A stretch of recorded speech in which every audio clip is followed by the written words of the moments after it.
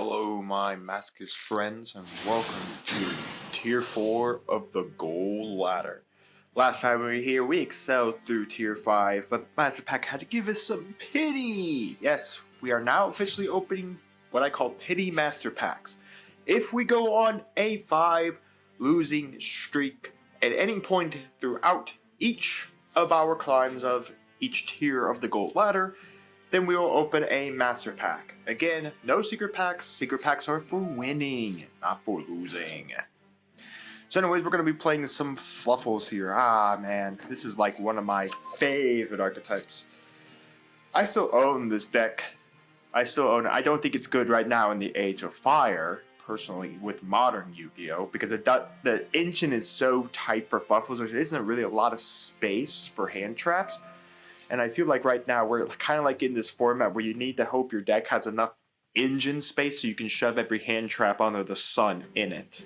Unfortunately, that's what I just think we're in right now, is this weird era. Now, yes, Age of Fire is also with Master Duel, so really if you're a TCG player, you can't escape it. And if you're a Master Duel player, you can't escape it.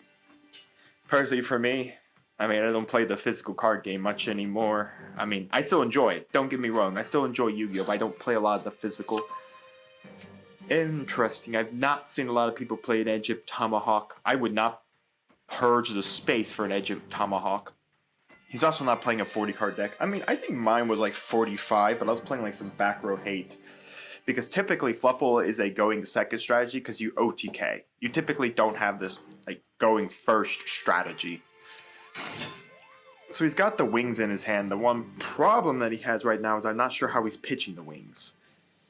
Because now can either be pay 5 light points to make himself a polymerization, or you add a polymerization. So he's going to make himself a polymerization.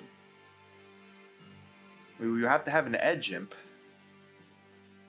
I mean, I saw a tomahawk, but you could have any other.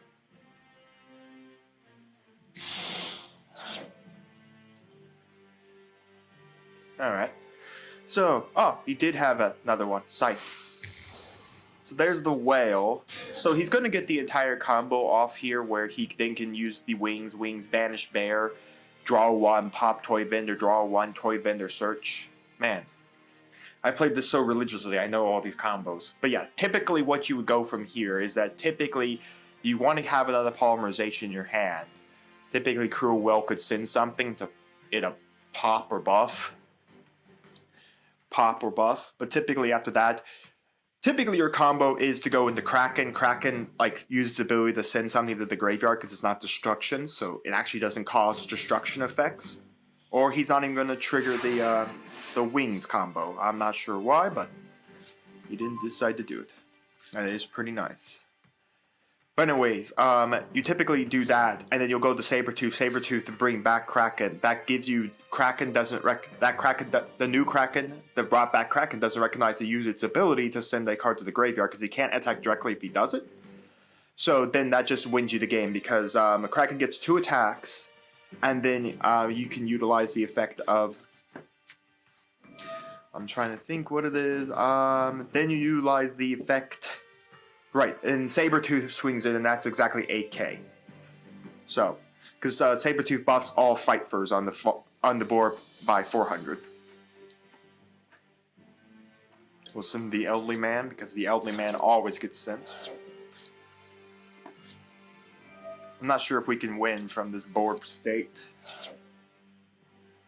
Because we pop the board.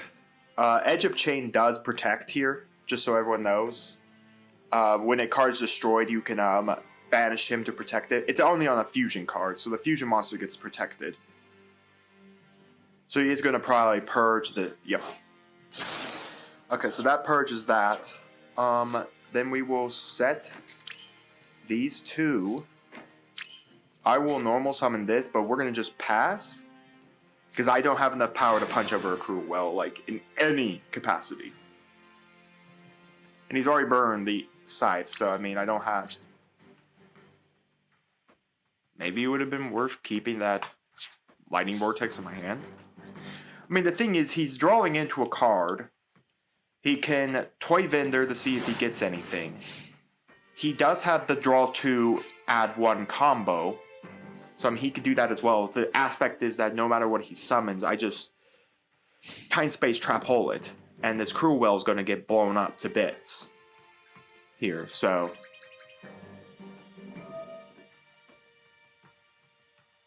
it's going to matter kind of what I. He's probably going to choose himself, so I'm going to just nuke him off. What he's doing is he's sending a Frightfur to the graveyard to buff himself. But since the Cruel Well actually won't be... It should still send. It's going to have to send. It's a quick effect. You can target one... So basically that's the cost. You target a fusion monster and then you send. So you still have to go through the effect. It doesn't negate... I don't like fizzle, which is not the correct... Resolve without target or resolve without effect is typically the words we use, but the aspect is I've already sent. The Cruel Well can't get buffed. Like I said, no matter what he summons, I'm going to possibly spin back the Kraken if he decides to go that. Again, he needs a polymerization right now, and he needs an edge imp. Not impossible to get those off the toy vendor's draws, so it's not impossible to go like... Oh, he's going to send... Okay. Target one Frightfur monster, fusion monster you control, or in your graveyard. This card text defense becomes equal to that. Okay. Yeah, right. This can actually send from the deck as well. You can target one fusion monster you control, send one Frightfur monster deck. Actually, I don't have any other Frightfurs in my deck. I typically always send from the extra. So this is the Wings Bear combo. Typically, you always send the bear off of this. Yeah. So it's a draw 2. So it's draw 1. Then if you have a toy vendor up, it can pop. If that does that, or send to the graveyard, basically, you draw 1. Then you get the toy vendor. It's a really good combo because it cycles you 3 cards, basically. 2 just draws, 1 just grab. So typically what you grab is the Edge Imp or the Fluffle monster you're missing. So if he has like Dog gets you into any Fluffle. Any of your Fluffles or Frightfurs. So if you needed Penguin, if you needed Sabers, if you needed really anything you could use to like get going, then that's where you would go next.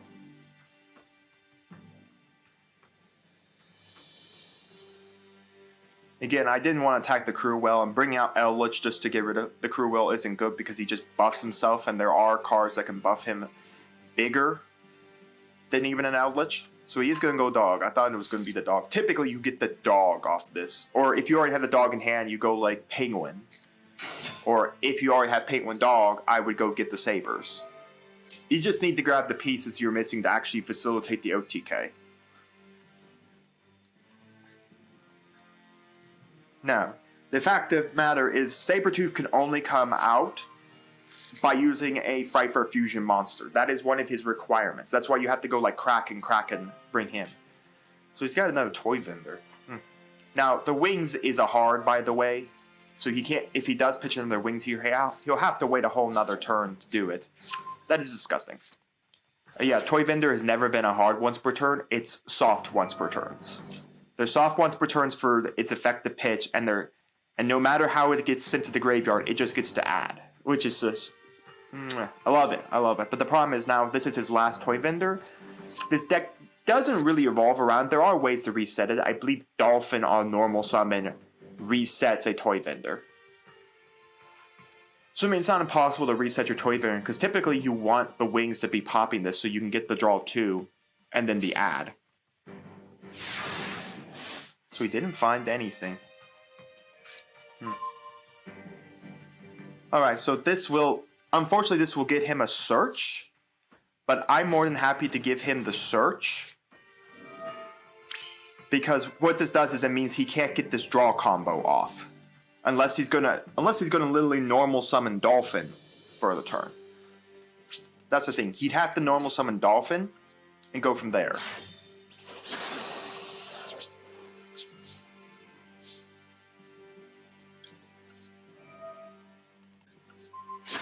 Because again, the Wings I believe the Wings... Yes, the Wings can still trigger. If this card graveyard control... Oh no, you have to control Toy Vendor. Okay, so he can't even trigger the Wings. So I don't mind popping Toy Vendor, because all it does is it gives him a +1. Whatever he needs to search. But it can't search you polymerizations, and it can only search you fluffles. So unless he's literally missing the polymerization, which again, Owl is a polymerization. He can add you one or he can become one. There's the dolphin. So he's literally going to set the dolphin to get the toy vendor, and then he's going to pop the toy vendor, which makes complete sense. But he will need like multiple polymerizations right now sitting in his hand, because the second I spin one back, he's dead. Because I'll just spin back whatever Frightfur he summons. So Cruel, Kraken. So he just can't get the Sabertooth. So he'll have to purge another polymerization to do.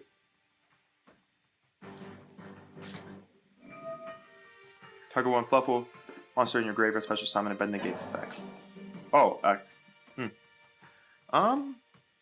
do I care for that? Do I really care for that? Oh, or actually, okay. So this effect is negated. He can still pitch. There's nothing saying he can't. So he's going to go into Frightfur Sabertooth here. I don't know why he's not just searching the polymerization. You can add the polymerization in your hand without paying 500 life points to do this. Okay, so he needs one more card to do this though, because if he's going to Sabertooth, it's 2 Fluffle monsters, Fluffle/Edge Imps, and then a Frightfur. Interesting, he's using Stitcher Rebirth. I mean, it's not bad, especially if you're not seeing like your polymerizations or a way to get into your Frightfur stuff a little easier.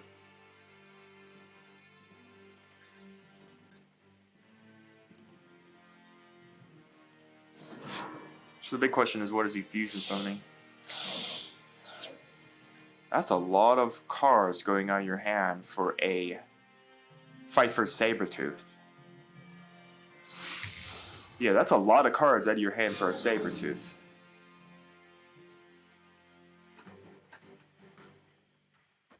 You only needed one more card to go for Saber. Dolphin doesn't even trigger. You don't have a polymerization. You could put the top card of your deck on your thing.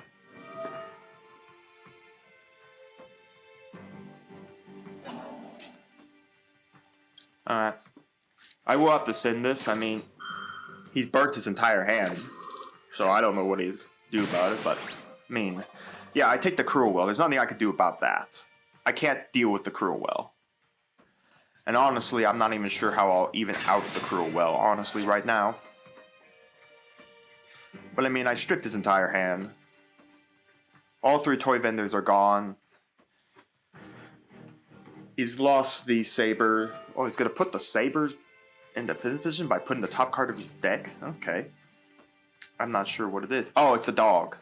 He's still got the dog in hand. That's dog. I'm not sure what this is going to accomplish for him. It sucks, because this is going to get painful. I'm not sure what gets me out of this.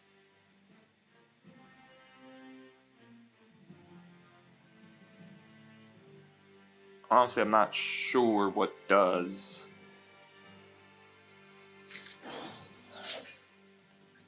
Yeah, Wolf. I mean, Eldritch tack it and force him to actually buff. Might be a play. You know, at least it's YuGiOh. I had said multiple times we've sat here in this Masochist run and we've basically said, well, we can't play the game because we don't have anything to deal with the deck strategy. At least it's YuGiOh. Yep, it's YuGiOh, alright. The problem is there was no way for me to stop the Sabertooth effect. If I had like a way to like use it, like any way to negate the Sabertooth effect and then spin the Sabertooth. So Chain Link 1, Time Space, Chain Link 2, like Infinite Impermanence, or some way to negate the Sabertooth effect so I could spin it back. That way he purged half his hand for nothing. Was that not a dog? Did he throw away? I swear he got a dog. No, wait, he got a... No, I forgot. He got a, Ow. Now, there are cards that do it. If I happen to see Longyun, we go into this. I banish everything out of his graveyard. I'm not sure how many more extra deck cards he has that buff him. So let's see, how much power do you get? Gain attack original, half of the original attack. So I mean, the problem is Ready Rose just doesn't have that level of power. But I could knock out the sabers, at least. Oh, well, YuGiOh does it.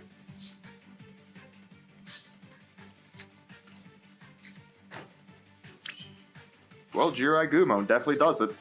Now, I'll do it in the battle phase because I want him to come at me. Mainly, I want him to force out this effect.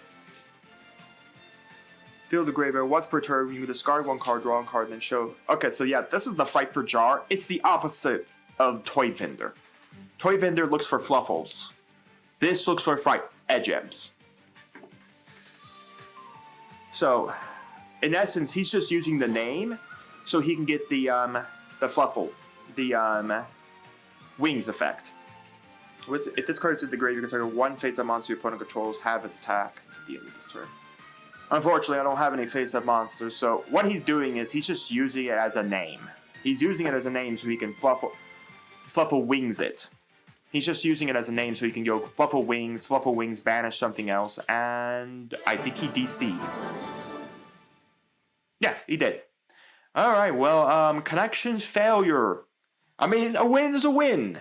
I'm not sure if we could have gotten it. I was going to wait for the battle phase to go YuGiOh pop, mostly because I want the whale to purge its effect, so he burns another Pfeiffer card out of his extra deck or his deck, and basically I just hold in a 21-point monster. So, I wasn't sure if he could win from that point, but I'm not sure. Anyways, a win is a win. Whether it's by surrendering connection failures or by the aspect of actually winning via YuGiOh effect, by doing what YuGiOh states, deck out or life points go to 0, or any of the other back ways to win the game like Final Countdown, Exodia, and stuff like that. So anyways, we have a Master Pack, we have a Legacy Pack, let's go open them up. You know what time it is, folks, to open one of the finest Master Pack. Ooh! Possible SR Pack. Alright. Maybe possible SR Pack. It always gets me excited when we see all this. DD Patrol Plane. During your end phase, this card was currently banished and was banished this turn. You can banish one card from your hand, field, or graveyard if you do special summon this card in attack position. Sounds fascinating, sounds not like it's going in the deck. Infernity Destroyer. This card destroys an opponent by bouncing into the graveyard. Inflicts 1,600 points of damage to your opponent. You must have no cards in your hand. Yeah, sometimes we have a lot of cards in our hand because we brick up. So, no. A Marine Says card. We can go Amigami Combo. This was like the JoJo reference where it's go, oh! Where they did like all the punching. Funny enough, I've never watched the JoJo. It's like one of the animes I hear a lot of people rave about as one of the best animes, but I've never watched it. Tell me down in the comments. Do you like JoJo? You watched JoJo? Should I watch JoJo? Let me know down in the comments. Okay, you can target one face up. Yeah, well, that's as far as I need to read because we barely have. Ooh, all right. Alibur, the Jester of the Despia. This gives us a Despia secret pack, which is good. This is a very competent strategy, and we got at least one of him. Another Synchro monster. He's really good for Black Wings if we had a Black Wing strategy. Gishki. Yeah, we ain't playing Gishki. Another Colonel. I think now we have a playset of the Colonel, by the way. Okay. So, yeah, we did get the Despia secret pack, so we got that one. Nice. Yes. Alright, anyways, yep, it is the Despia secret pack and Dark Lord secret pack. Now, while I don't want Dark Lords, I don't think they're bad. Again, majority of the really good Dark Lord cards that we would need are all at SR rating. But anyway, and UR. But anyways, these are the cards we're kind of looking for. Oh, I didn't realize he's 2 of. Well, we got 1 of now. Yeah, I mean, Branded Fusion isn't in here. You gotta be kidding me. A secret pack that doesn't even have Branded Fusion. I got branded in red. So I'm missing the, Fusion starter card. The one of Fusion starter card, by the way, because it is limited in Master Duel. I mean, we need the Bestial stuff too, but, I mean, it's a start to possibly get a good Fusion strategy. Alright, let's open our one. Oh, it's a UR pack, please. Please, I have never asked much from these legacy packs, but a Tyrant's Throw would be nice so we can get at least one in our collection right now. What do we got? Well, it was a trap card, not the trap card I wanted. Judgment of the Pharaoh. Pay half your life points. Sounds amazing already. And select the appropriate effect which can be applied. If YuGiOh Friendship is in your graveyard, until the end of the turn, your opponent cannot normal summon, set, flip, or special summon, or activate an effect monster's effect, and their monster's effects are negated. If Unity is in your graveyard until the end of the turn, negate the effects of all spell. Yep, this needs you to play like gimmick cards. You know what we say to that? Into the bulk bin with you, even if you are. Now, I will say one thing. If I was playing this without the Masochist run at all, I don't like that, you know, these URs, like this YuGiOh Friendship and Unity, in my own personal Master Duel account that I haven't touched in years, or a year or more now, I have these copies of these cards. I wish you could break them down for the dust. Why would I want to sit on these cards that I'm never going to play with? Why can't I just break them down for dust? Why do all the legacy pack cards you can never break down? It's always one of the things that just kind of pains me in the back of my mind. I'm like, Master Duel, you give these out for free for winning. Why can't we just turn them to dust? I get why they don't do it. Because you win these packs for free, so if you do open SRs or URs out of them, basically you could, in essence, just crack these packs about 1,000 times, pull those SRs and URs, and then just dust them to build the SRs and URs you need. I think that'd be more fair for the free-to-play system, but that's just me. Anyways, we got our win. Let's get back to the ladder and get another one. Welcome to the next game, folks. Here we go. So a thought came to my head after we started talking about pity packs here, where I would get a pity pack for, you know, everything here. By the way, if we were going second, this would be great because we could, if we were actually going first, we could just use the Predator Plant to get our scales online. But what I was thinking about is he does Noble Knight combos here. Not like we could harm him in any way. But as I was thinking, it's like, we go on a 5 losing streak, we get a pity pack master pack. Master Duel does those featured packs. Normally they're featured for like the new archetype that comes out, like all the fire stuff that just came out. Snake Eyes. I don't think the Fire Kings came out yet in Master Duel. They might be.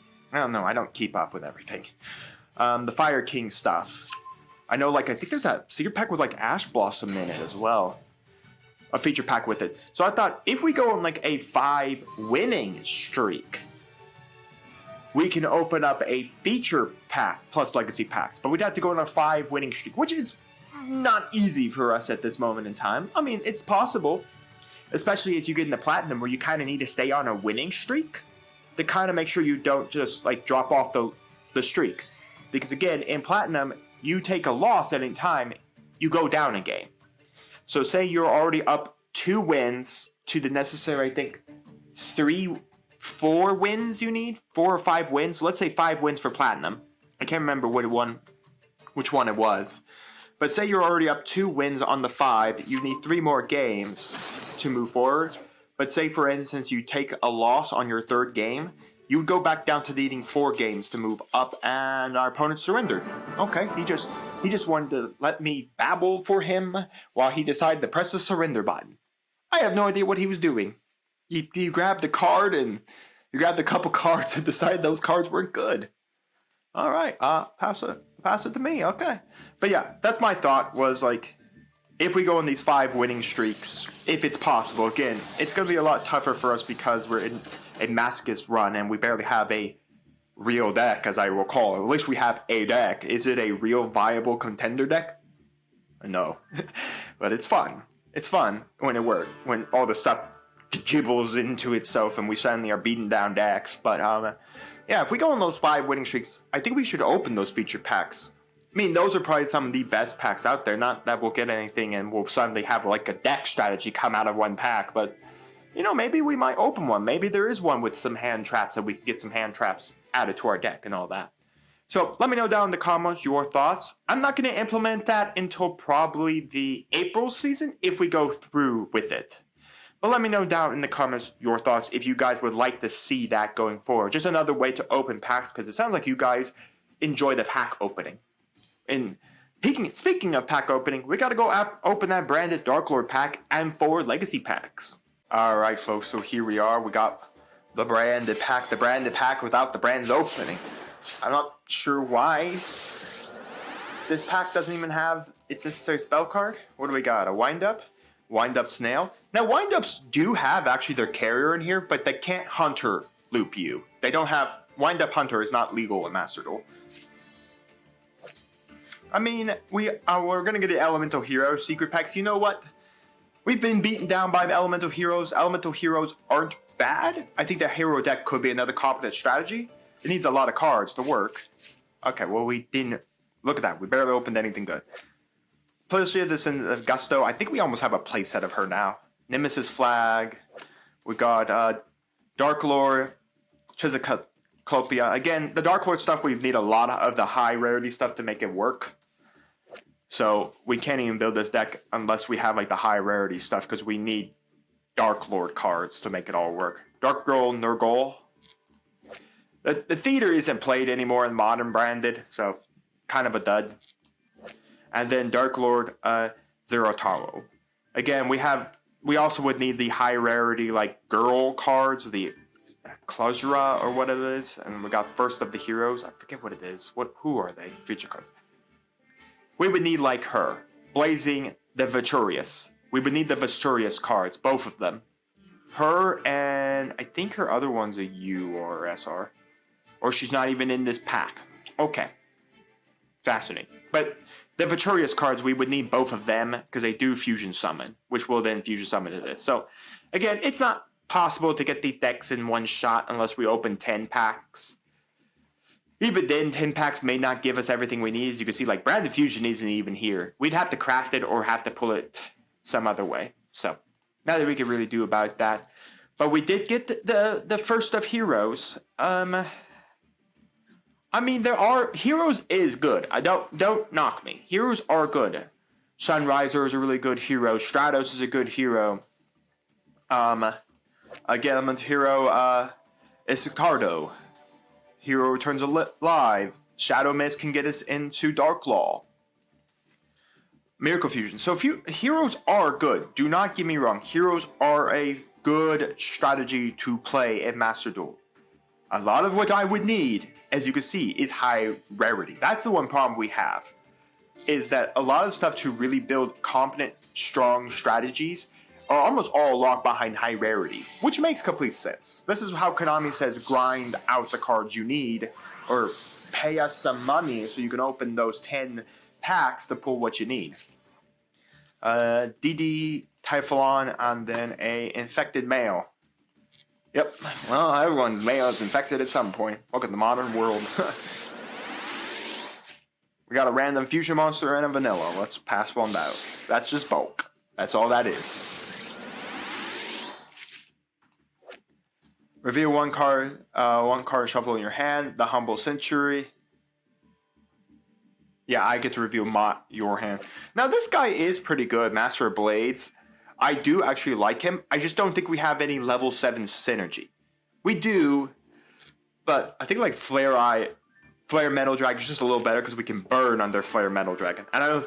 Well, personally, we've never even made Flare Metal, because I don't even think we have enough 7s ever coming out on the board. But Master of Blades is not bad. He does have he does have a nifty effect. As of right now, we're not going to throw him into the extra deck, because again, he needs his material to be really good, and the problem is we barely get enough level 7s on the board at any one time to do it. Anyways, we have Different Dimension Capsule and a random vanilla fish. He's crazy fish, everybody. But anyways, I'll just read you the effect. When this card is activated... When a card or effect is activated, it targets this face-up card. Now, it has a target. It specifically, you can remove one material and negate the effect to destroy the card. Again, very good, but the problem is we barely get our 7s out on the board to overlay them. We overlaid our 7s once in this entire series, and it was to make Red Eyes Flare Metal Dragon. That was it. One time. But that one time could get us into Master of Blades. You know what? Let's think about it some more. So I really thought about it. I took out the King of Heavy Industry, I believe his name was. It's the 3 level 5 one. I took him out because we barely get 3 level 5s. We do have a way to get a couple level 7s. Level 7, level 7, level 7, level 7. That's a level 8. So we do have like 4 level 7s we can physically play.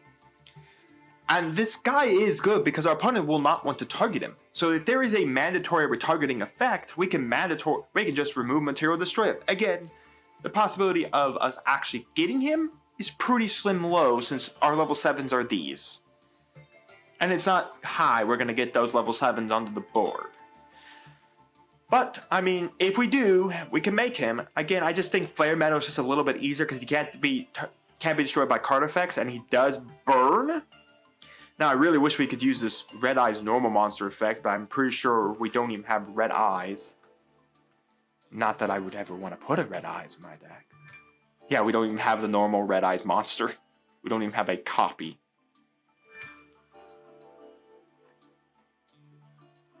Where's the normal monster at? Well, it doesn't matter. Who cares? We don't even have any red guys named Red Eyes. Because you can target one Red Eyes normal monster in your graveyard, special summon it. So, I mean, we don't even have a Red Eyed monster, period. So, that's the deck. I decided to throw him in. I think he is good. He can go next to our Flare Metal if we decide to ever summon these two. I mean, the Flare Metal at least can come off the Pinpoint Dash and be useful still. But being honest, if we were going to bring anything out on XYZ, it's going to be C9, because C9 basically started damages, just sloops up monsters, doesn't even go damage. So, pretty nice. But anyways, back to the ladder we go. Alright, folks, here we go. Wow, this is the 3rd game we've been on this basic duel field. Not that it really matters. Our opponent decided he wants to grace us with a 60-card deck, and I wanted to be graced with all the traps. Oh my gosh. Wow, this actually would have been good going first because we could have set 2 traps in the extra monster zones and then we could just set the time space in the middle. But anyways, this guy is ranking up here, so it's going to matter what he's playing. What the heck are we playing? Keeper of the Dragon Magic. When this card is normal, especially something you can discard 1 card, add 1 polymerization, normal fusion card. Okay. Nadir Servant. Well, that's one way to get a branded fusion. The one of branded fusion to your hand. I hate that it's just a polymerization. 1 fusion normal spell. Albion. Fascinating. The only way Albion gets to do another summon is that he has to banish. So it does banish the Lubellion. Oh, no. This makes Mirror Jade. Oh no, then he's gonna make Mirror Jade here. Ew, okay. Nom nom nom nom. What are we doing? So it's a 60-card branded Despia Dogmatica deck. Okay. Using 60 cards for that does sound pretty good. Okay, how about we just continue to fusion summon? We aren't done yet, sir. I still want to fusion summon more monsters. You see, I got this Albion I need to fusion summon. I got this Mirror Jade I want to fusion summon. Now I'm going to fusion summon that Viturious monster. The Dusk Dragon. Now we're going to summon Lubellion. Get. I mean, yeah, I don't think there's a way out of this one. I'm just going to call here. Well, it was fun while it lasted on that 2-win streak. Alright. Well, I mean, this isn't bad if you look at it, really. I mean, we got a way to summon Eldritch. Heck, we even next turn, like, send, like, the Saber Eyes to then, like, tribute the Eldritch so we can then summon the Saber Eyes and send an Odd Eyes to the graveyard. My goodness, he's going to do the exact same play we were going to do. Okay, well, he's got the... Well, that's not the way I would want to start.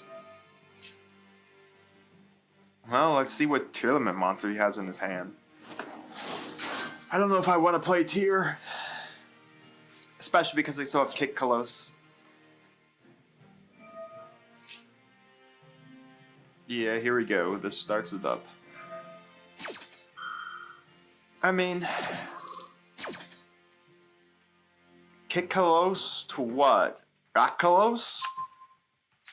He needs to get Rakkalos, because that's typically what your M-board wants to be, is like Rakkalos, not Kick Kalos.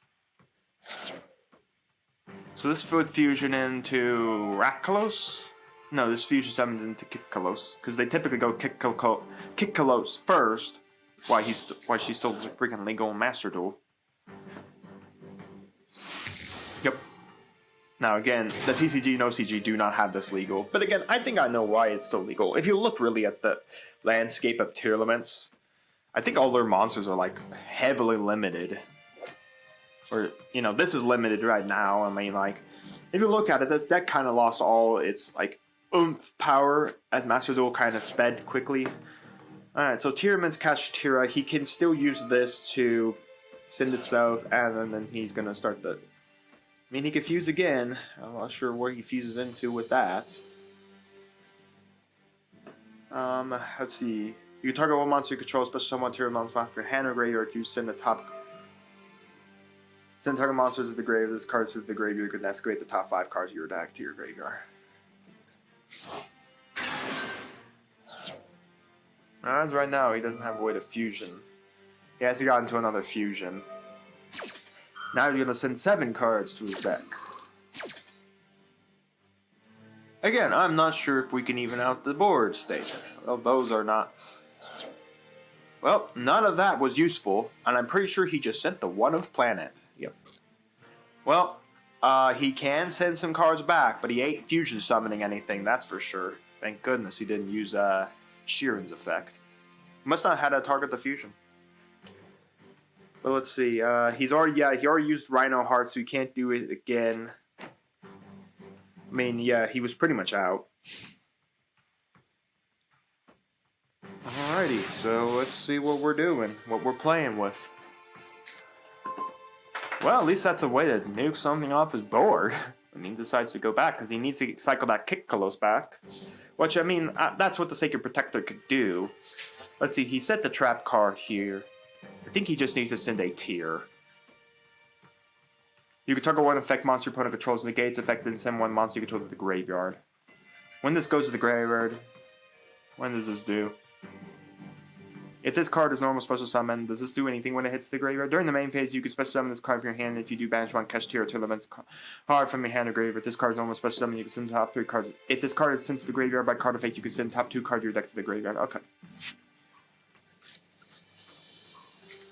Use effect. Oh, I didn't realize this is only like 1200 attack. He's barely big. So maybe it's worth just attaching the Junk Barrage to it, just going to battle phase and just forcing him to use his trap. Because otherwise he's going to take half this, and this has to be sent by card effect. So the only way for him to send the top 2 cards of his deck to his graveyard to continually mill and hope to hit something is that he's going to have to use his trap on it. Otherwise, sending it to the graveyard via battle doesn't activate any of the tier effects. And then I'll probably just pop it. I forget what it does. I believe it allows him to search, so it might not even be worth even using Fauchelet Cannon to pop. I'm just keeping Fauchelet Cannon in my hand as a like backup play. What do you do when you hit the graveyard? Yeah, no, I'm not going to give him a Tiramin's monster. I'm not going to give him a free Tiramin's monster so he can continue combos. This will cause redirect as well. So I will be hitting right in the face. Those are going to look like some good cards to send to the graveyard. A card that does absolutely nothing. Oh, no, wait. Oh, Tiramin's Traps. I think this does absolutely nothing. Yeah, this has to be on the board. Isn't that a 1 of 2? He's milled both the 1 of planets. That's hilarious. Sorry, sir. Sorry to see that you had to mill your planets. I mean, I don't really care. Oh wait, why did I go straight to end? I wanted to go to main phase 2. Oh shoot, did I accidentally press the wrong button? I'm so religious on just going to the end phase because we have nothing to play. Oh well. I mean, what's he gets to cycle back 3 cards, so he's going to cycle back one of my Eldritch and what else? 2 tiers. Okay. I mean, he needs a starter card. He needs a Tiramin starter card and a way to send to the graveyard. Which he can't. He said, I'm actually negated now. I'm not an effect monster. Yeah, I mean, I'm not an effect monster anymore. That doesn't work. Much like how you can't actually... It's funny enough, when you like use infinite impermanence on a monster that negates effects, it actually is no longer an effect monster. It's still a monster with an effect. It's just not an effect monster. Yes, do feel free to... Oh, yep. Well, I mean, that is a way to hurt me, I guess. I mean, all this does is this snow is just going to punch into this. I'm just going to kill the snow. You can banish 10 cards if you really feel like... 7 cards if you really feel like it. Yeah. Man, he's not found any real starter cards. I don't know why. I would have cycled back my planet. At least if I can draw my one-of planet, at least I can get my tier stuff back to my hand. Because as of right now, I'm not using Faster Can to blow that up and get you a tier monster. I mean, you have to control a tier monster anyways, so this trap card is absolutely useless to you right now at this point in time. This is mandatory, so I have to blow this up. But I mean, if he wants to banish 7 cards to bring her back to attack again, he can be my guest. I have to say, it's a quick effect. I remember when this was back in the TCG. Again, there aren't many decks, I think, in Master Duel really can utilize, like, Snow, honestly. Maybe Tearlaments being it. It's probably about it. A Shard of the Greed Man. Well, I mean, Shard of the Greed Man's all I can do, so we'll summon a Shard of the Greed Man. Did he cycle back to Kick Colossus? Because that was one of the cards. No, okay, so he hasn't even cycled back Kick Colossus. Okay. I mean, as long as I don't ever control an effect monster, he can't do anything. I mean, this needs... Plus, he needs a tier monster to be up, based up on the board, so I mean... I'll wait a couple turns. I'm not dying by any means. I mean, this also blows a guy up off the board. Problem if it's blowing Ratkalos up the board, that's going to be a problem, because Ratkalos actually... I can't just kill a Ratkalos that way. What is Ratkalos? I think you need a fusion monster. I think you need a Tearlaments fusion monster and another tier card to make Ratkalos. Which is typically why you go with it, like, typically back in the day you go Kick Colossus, and someone else into Ratkalos. Because typically then you just cycle Kick Colossus back to your extra deck using the tier guys. So. Folks, I think we have our out. Because he can never normal summon under that. He has to set everything. And there is no way he is not going to summon a fusion monster. A free fusion monster.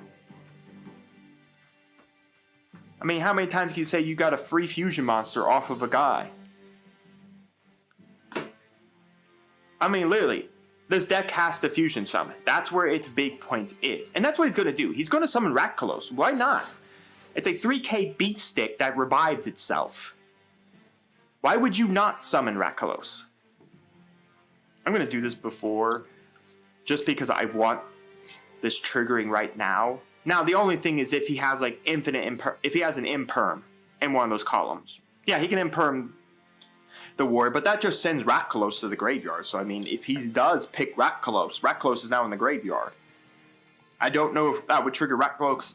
No, because then I would have Warrior, the last planet, up, so I would resolve.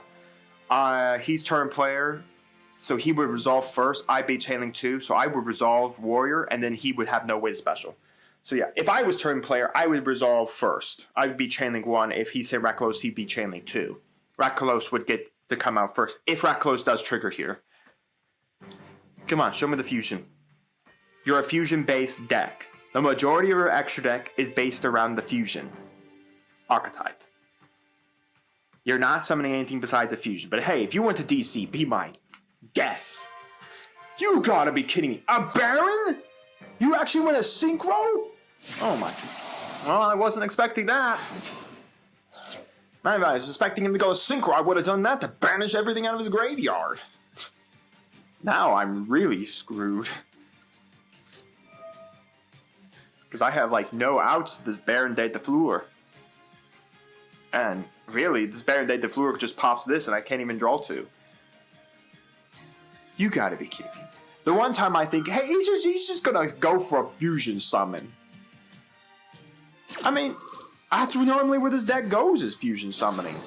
So this is where we say goodbye. You know, sometimes Pinpoint Dash wins me games, sometimes other games it screws me. It screws me hard. I swear, it's almost a fusion strategy. What are the likelihood he would have picked a Synchro Monster? Folks, I did check our tier player's deck just to see how many Synchro Monsters he was running. He ran 2. He ran the Sovereign from Sword Soul and a Baron de Fleur. He ran a very small, minute amount of traps, of XYZs. The majority, and he had a good XYZ package. He had a small little Link package as we play Maneko. I'm not sure how we're outing this deck. Don't ask me. I've never been able to out this deck every time we played it. But no. So yeah, I literally looked over his extra deck. He had 2 Synchro Monsters. The majority of his deck is fusion based. Or his extra deck was fusion based. And yeah, we're out. I'm not playing any Age of Fire stuff. I'm not even sure we could even out that is. So we're done. Anyways, I can't even act this Maneko deck. I've never been able to. Alright, the next game. Maybe, now thinking about it, maybe we could have, of course. You know, I do get the 2 cards that are great. Now, again, this doesn't have to search. If it does die, it blows up, but still. It is very annoying sometimes when I get this card, because it would be nice to actually have this effect be utilized. We are going to play Hungry Burger Man. My favorite card. Hungry Burger Man. Lucky enough, we have the best way to out Hungry Burger Man. You shoot it with lightning. But yeah, I wonder if we could have done it. The problem is, I've never been able to out any Maneko deck. Mecano deck at all. Like, throughout the entirety of my history, I have never been able to out it. Like, not at all. What am I doing? Reveal 2 of those cards with different names from your one out of your hand and shuffle the other. So this is you can add 1 ritual. You know, I'll give him the ritual. I'm not gonna give him a way to add a ritual. I mean, yeah, that gives him a ritual there, but maybe it was not where. I don't really care. If he wants to go wide state boards, fine. But anyways, I'm gonna let this man combo, and we will be back. All right, well, folks, he ended his turn on all these recipe guys are. I hate them because of quick effect. You tribute this card and one attack a monster on either field, and if you do special summon 1 level 2 or 3, the Novellus guy. And then he's gonna place 2 cards, draw 1, and he has a Baron and 2 back row. Yay! Do I have any idea if we're gonna be able to bust through this? Oh my goodness, it's Sandy! Santa Claus! Santa Claus is coming to town! My goodness, Santa Claus is here, everybody. Well, Santa Claus is gonna say, Baron de Fleur, goodbye! Santa's here! Woohoo! There he is, everyone's favorite man himself, Santa! I love it. Kaijus are just so fun because nothing can respond to them. Like, nothing. Like, Baron can't even negate because it's a summoning condition, not an effect. So, you know. Well, Santa Claus came down the chimney today, kids. Alright, well, anyways. Well, let's bury an Eldritch. The problem is I'm not sure where to go after this because the problem is he just sends this Eldritch here. Activate effect. Let's just nuke board. Yeah, we already have the guy in our hands, so I mean, what's the point of doing it?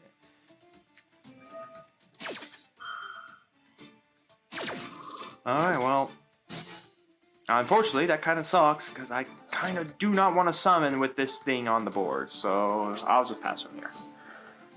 I hate all these freaking French-named cards.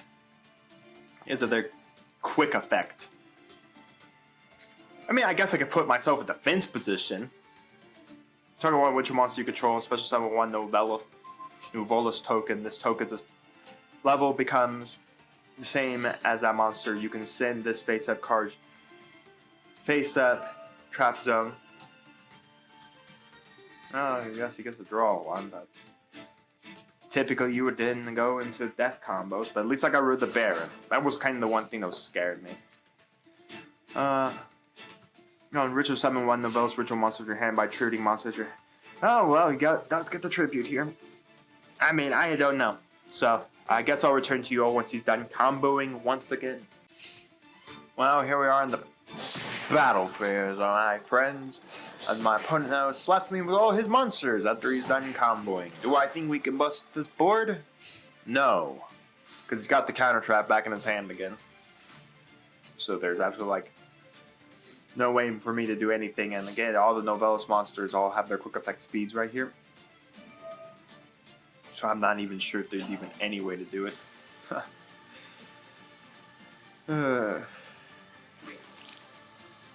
Yes.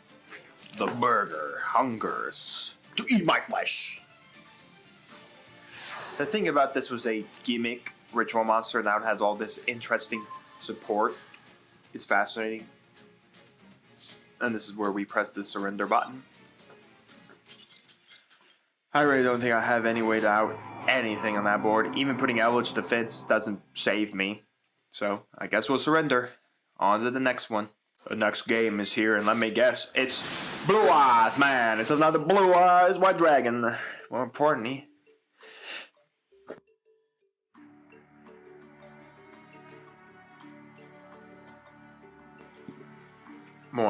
it might be Chaos Max Blue Eyes White Dragon, which would not be fun. Personally, I do not want either of those decks right now.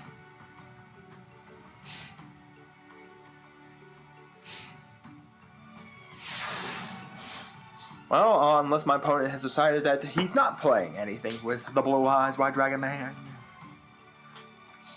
I mean, this hand is not good by any competent means. I mean, we got both our 8 scales. Congratulations, I guess, for me. I mean, what is he playing? Did he just brick? And he just bricked.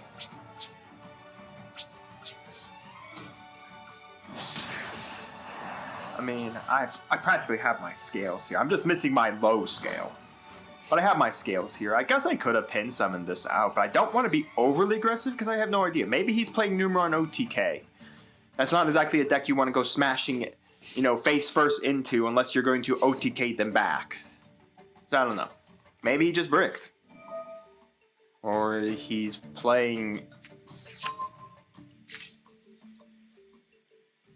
Well, I did guess that there could have been Chaos Max in there. Because of course there is. Here comes the incantation stuff. Now, I'm not sure. I think he can only do this with... Yeah, he can only ritual summon this card with Chaos form, so he needs Chaos form. I don't think it's impossible for him to get his hands on a Chaos form. Because this only adds the incantation ritual card. That's not Chaos form, and I don't think it can act as Chaos form. Because I believe you need the actual physical name.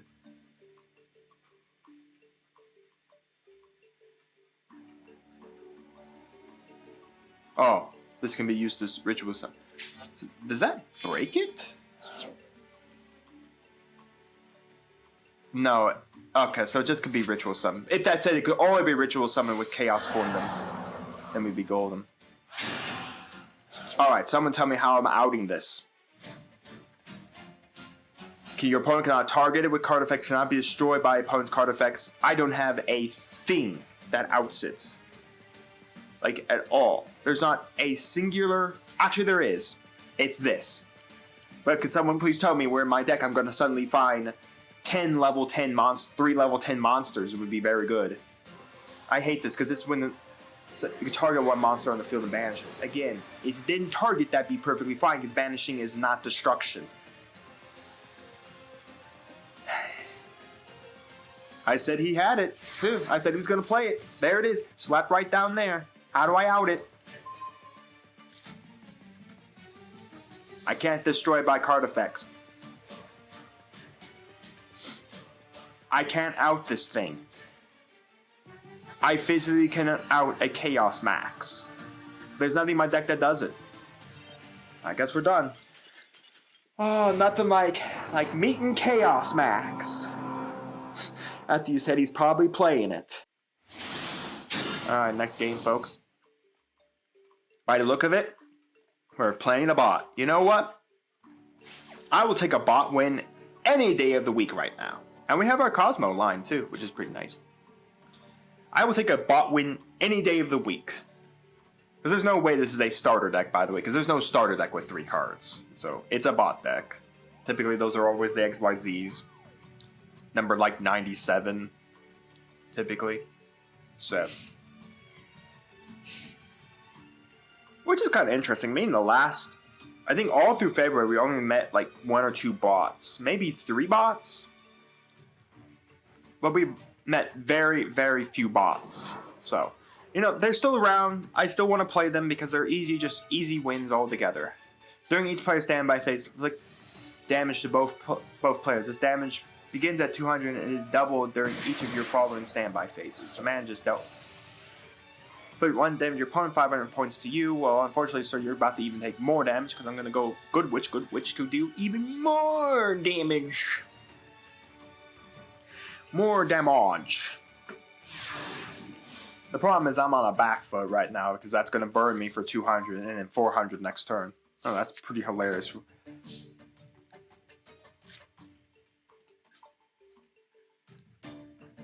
Oh, okay. So it's during his standby phase it triggers. You know what? Let's just scale and then we can just bring out both Cosmo monsters. Why not? Bring them both out. Punch with them both.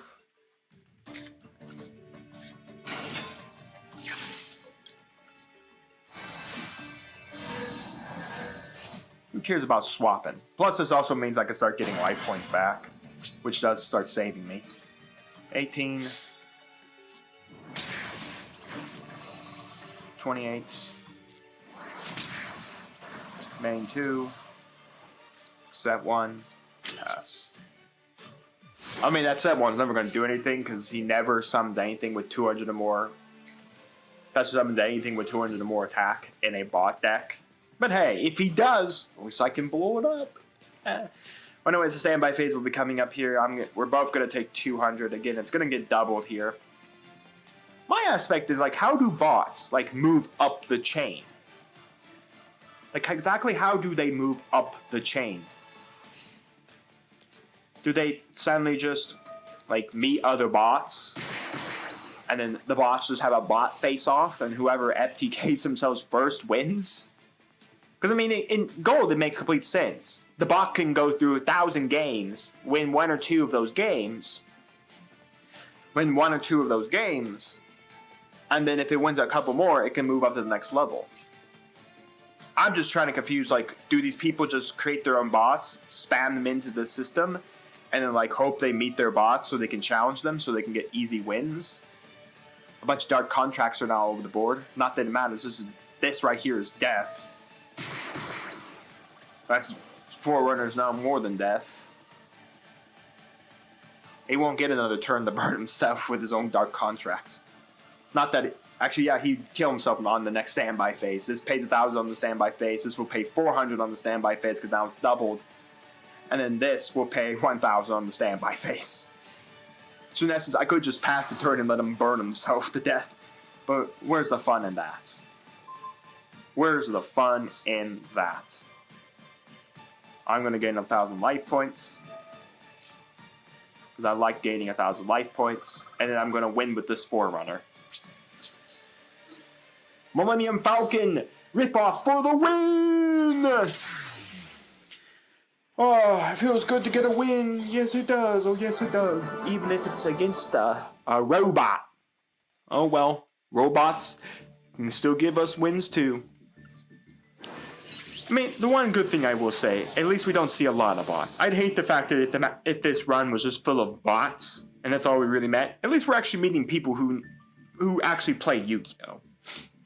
Even if, you know, we are not really playing YuGiOh. We're just playing playground YuGiOh, really. Where you just kind of jumbled all your cards together and prayed and hoped they all worked. But anyways, we have our Hero Secret Pack and a Legacy Pack. And folks, as well as we should have opened a pity pack before we jumped into this. So we had a 5 losing streak there. I didn't realize we were on. I thought we were on a 4 losing streak at that point in time. So we were on a 5 losing streak. We should have opened a pity pack. So we're gonna go open a pity pack, pity master pack. We're going to go open our secret pack and open our legacy pack because we should have actually had a pity pack. So we got 3 packs to open. First up on the line will be the Pity Master Pack for being on that 5 losing streak before we won against the bot. You know, Master Duel just knew this is a pity pack, so they're just gonna pity us with some bulk cards. Let's see the bulk. A Mech Lord card. Those, yeah. A Vampire. Oops. Right, that's for like That's like for what? Gravekeepers. Skyscraper, Naturia. Naturias are good. Antjaw is not bad. Again, we need to see a whole lot more Naturia stuff before we can build a competent strategy around it. Garum the Storm Bossel. You can turn 1 tribute summon monster you control to your hand. Special summon this card from your hand. Also, you cannot special summon monster from your extra deck for the rest of the turn. If this card is tributed for a tribute summon monster, you can add 1 monster with 8,000, 1,000 from your attack, except itself. Yeah, okay. A Mori. You can banish this card from your graveyard target. Okay, that's as far as I need to read because this target reptiles we very had. And then Trimade Landing. We got a couple Trimade cards, but the problem is we barely have enough as it is. Well, that was our pity, and it really was a pity pack. It was pity garbage. I'll say that. Anyways, for our winning pack, the secret pack for winning or having the bot beat itself for us to. Oh, yeah. Okay, so the game's like, you just beat a bot, sir. You don't get a good secret pack for the heroes. A 6 Sam card. A Senior Silver Ninja. This is for ninja stuff. Avenging Knight Parshath. Once per turn, you can target 1 face of monster opponent controls. Change that target to battle position if this card takes effect. Yeah, okay. Fascinating. Chaos Goddess. 1 light and 2 dark non-tuners. Ooh, okay. We're not summoning that. It's Bubble Man! At least we got a... Oh, we got Miracle Fusion. Okay, that's a start. Ooh, we did get Elemental Hero Captain Gold. Oh, wait, no. We need the evil version of Captain Gold. The one that gets us Necro Fusion. Alright, well, the greatest best card we got out here is Miracle Fusion. That's it. Alright, well, now we only have a Legacy Pack to open.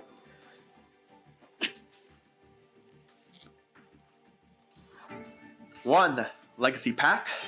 Here we go. Let's see if we get anything good in here. Ooh. Number 3, Cicada King. First off, we're never summoning this thing because we barely have the rest. If this battle position of this card is changed, because special 1 insect monster from your hand or graveyard in the defense position. When a monster on the field activates the effect, you detach 1 material from this card, then target that monster to gain its effect and make 1 insect monster in the field gain behind defense or change battle position. Fascinating, we're never playing it. And then a Dark Illusion. If we were playing dark monsters, it would be, we have a couple, but it has to be like a target effect. So, is that a good counter trap? Not really. And is this a good XYZ monster? Not really. Oh, wow. All 3 of our things were all kind of duds. Well, that's what you get sometimes. We only have a win left to get to the tier 3 of the gold ladder. So let's go get that win. Alright, folks. Here we are. So this is it. If we get this win, we are officially in gold 3. It will feel nice. Yes, oh yes, will it feel nice. Anyways, our starting hand isn't half bad here. We got Eldritch, we got a Trap, we got our Fencing Fire Fit, and we got our Aether.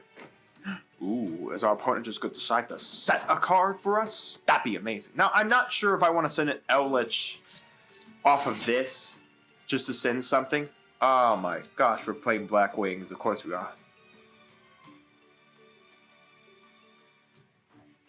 Oh, he hasn't triggered this effect yet, but I mean, honestly, What do we do?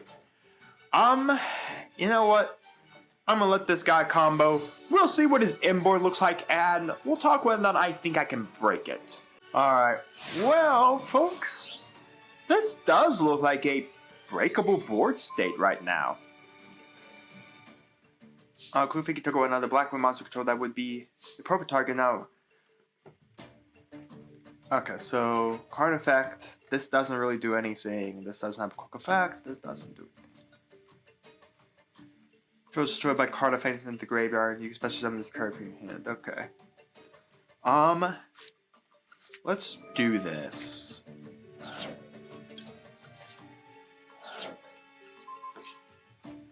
I mean, heck, if you want to redirect the Eldritch to another guy, be my guest.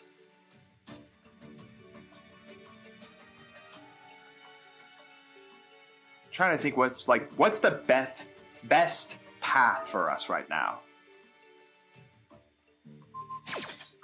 Sure, you want to send that to the graveyard? Be my guest.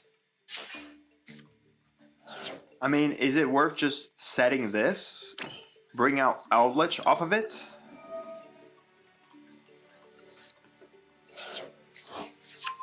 Summoning Eldritch and having him on the board? The problem is Fencing Firefair doesn't even have anything he can punch. So maybe it's just worth like setting him, going to battle, punching over this,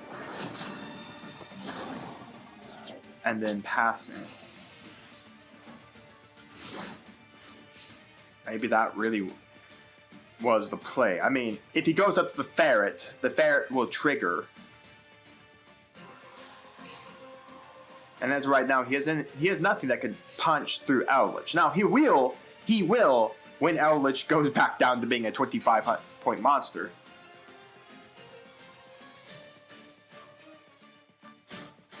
So what, he can make a 10 or an 11?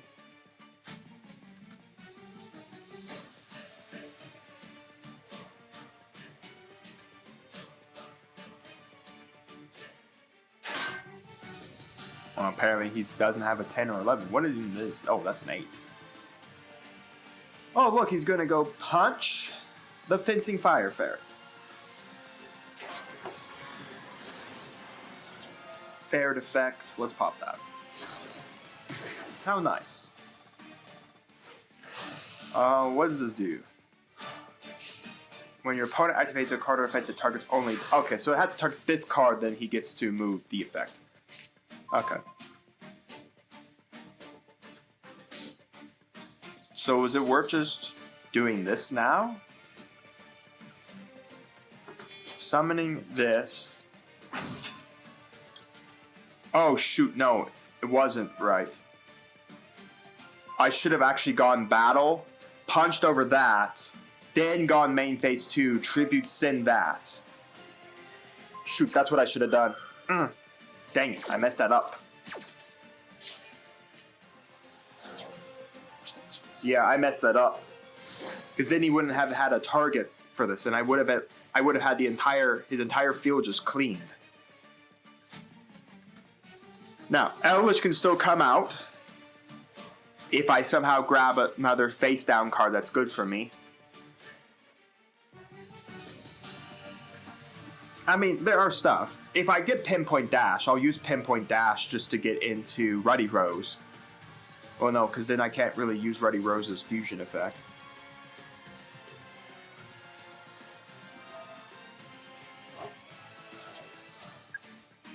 What the hell does a wedge counter do? Yeah, I messed up. I should have punched with Eldritch. Is he going to tune for a 10? Yeah, if I had punched with Eldritch, he wouldn't have had anything on the board. I swear, if he's going to tune this into a 10, I'm going to be mad that I absolutely threw that. I could have cleaned out everything on his board. Yep. I could have cleaned everything off his board. There wouldn't have been a thing he could have done. He would have been stuck with an Ash Blossom and that card. I would have had the entire board cleared, but of course, I screw up. Oh, I hate sometimes when I tell myself, oh, that's what I'm going to do, but then I don't do it. The hand moves faster than the mind. This YuGiOh doesn't even do anything because, honestly, his Baron just negates it. But I guess, you know, if I could at least force out its one-time negate.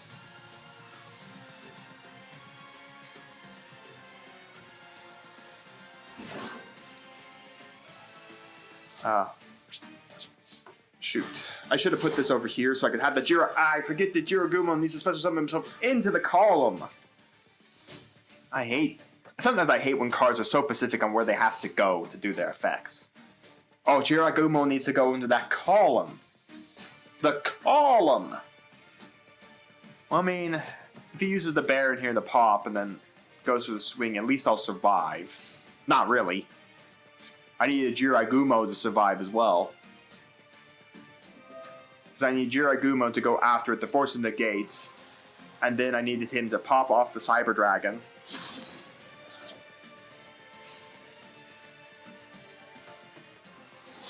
I mean, there's still cards that do it for me. There are still cards that do it for me. Because if I can draw another trap or spell card that I can just purge for the Outlich, Hammer Bouncer is good.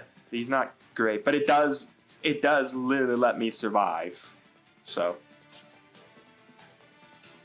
actually no, it doesn't literally let me survive because he just pops it. Yeah, I've messed up. Oh, I hate when I mess up and they hunt me because we had the win. I would have stripped everything out of his hand. There's been nothing on the field. He couldn't do a thing. The next game is here. Next game is here. Dang, that's gonna haunt me. I hate when I do. Oh no. More Dark Magicians. Yep. No way I can stop this.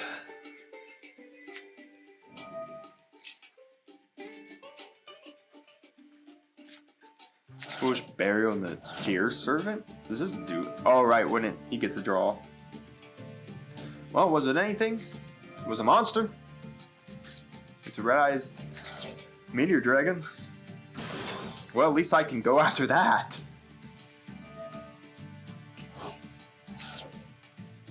Oh, drew? What is it? The main phase, you can banish this card from your graveyard. Draw cards equal to the number of Paladin monsters, Dark Magician and or Dark Magician cards with different names on the field that are in your graveyard. Well, I'm pretty sure this gets him the Deer Servant. Dark Magic Circle. I thought he was going to go for the trap, honestly. I still don't know how I'm mounting all of this.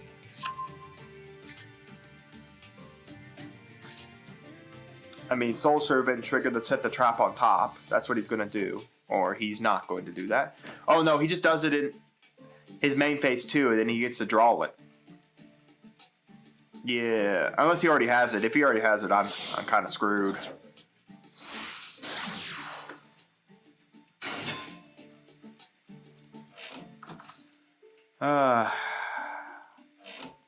Nothing I can do here.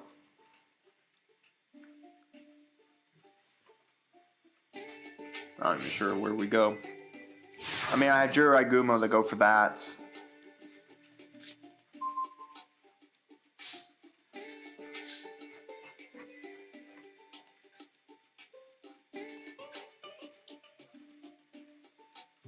I think this will work. It's gonna matter because if he gets out a Dark Magician, I'm kind of screwed right now. Like, ultra screwed. A Solemn Warning. Okay. Well, as of right now, nothing on this board stops me.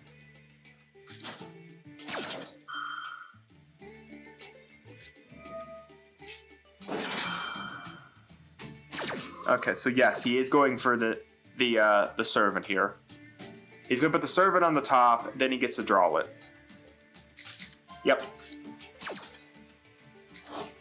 Now, I have to think, what else would he go for in his extra deck? Oh, right, he gets to set it, but he can't activate it this turn.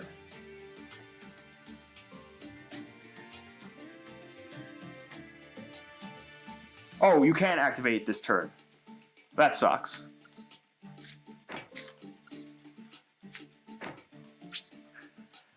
Okay, we're gonna go to in, and I'm gonna turn this on. Does he trigger it now? Yeah. And we pass.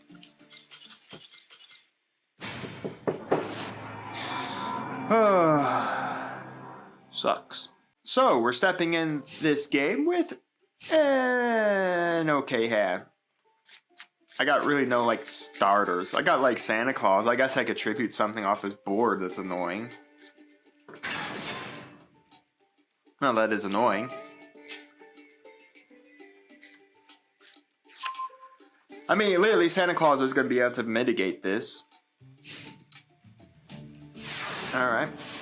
I mean, at least I can get the Fenrir off. Wow. That's actually good. The one problem. I cannot give him, in any fact, the ability to have a guy on the board. Alright. Let's go scale and scale.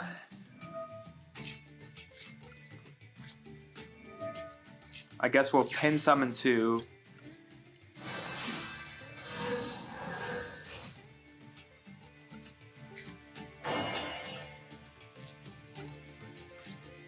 And we're gonna pass the turn. Because, all honesty, I mean, if he gets birth, if he has birth, he has birth. I can't do anything about that. But I do not want to remove this Santa Claus.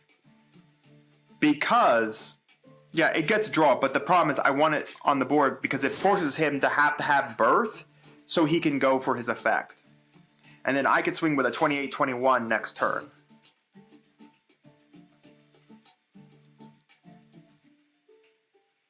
Then if I happen to get something else, maybe I could either normal summon it or...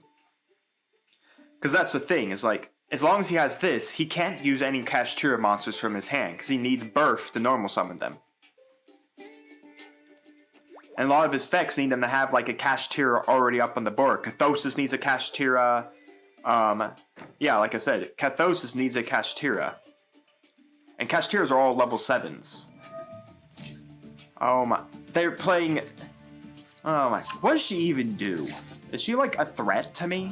You can special summon this card by your hand by sending one card from your hand or field to the grave. You can only special summon her once per turn this way. You can only use each of the following effects of her once per turn. If this card normal says you can set one Sinful Spoil spell trap card directly from your deck. During your opponent's turn, if this card is sent from the owner's hand or field to the graveyard, you can send one card from hand field to the graveyard if you do special summon.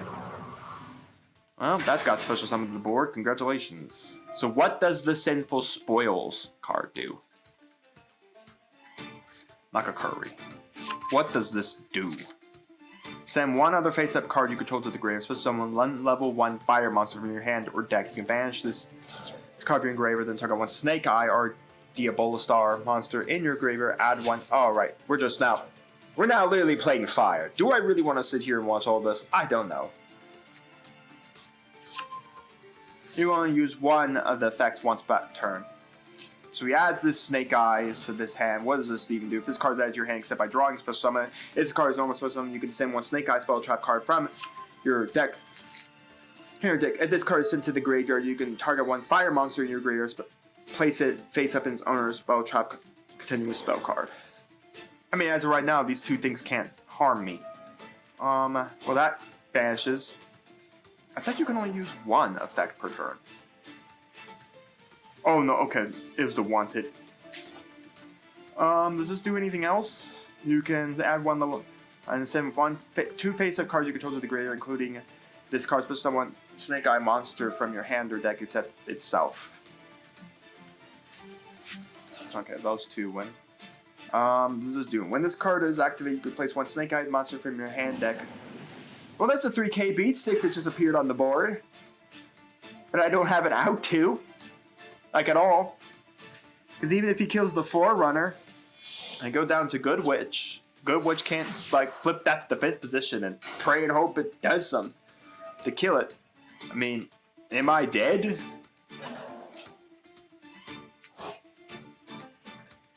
Like, am I dead? Am I dead?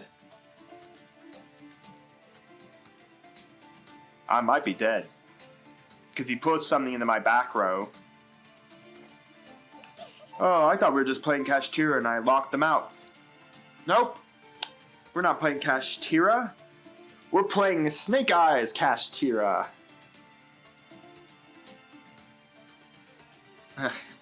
Tier 0 at its finest, folks. Tier 0 at its finest. I don't know how I'm busting out of this. Because he goes 300 at me, because he's just going to trigger the Link Creeper to turn my 4 rounds to 0. I summon my 18. The monster's gone now. Hita. Oh no, Hita just brings it back. No, that's entirely than my graveyard. Why are you summoning Hita here? Can't even do anything. Does it do anything in the graveyard? And the hand or field of the graveyard, such summon 2 level 1 fire monsters from me. Okay, well those both are gone. Alright, here's the princess. Yeah, because that special summon monsters that fire monsters, you can only use each following effects for one. Once per turn during your main phase, you can special summon level 1 fire monster from your graveyard. During main phase, you can special summon one fire monster from your graveyard. I thought that was one level 1 fire monster. If a monster is special summoned to your opponent's field while this card is in your graveyard, you can target 1 fire monster you control and 1 monster opponent controls to destroy them if you do special summon this card. I don't think I have to win. We're done. Alright, at it again. Let me guess. It's our favorite deck of all time. Oh, Blue Eye! Oh wait, I did have an out to Chaos Max. It was Santa Claus. Now, let's be honest with the Chaos Max deck. Was I going to draw Santa Claus to try to out it? Probably not. Not in the time where when a 4K beat stick can beat you over twice and can pierce.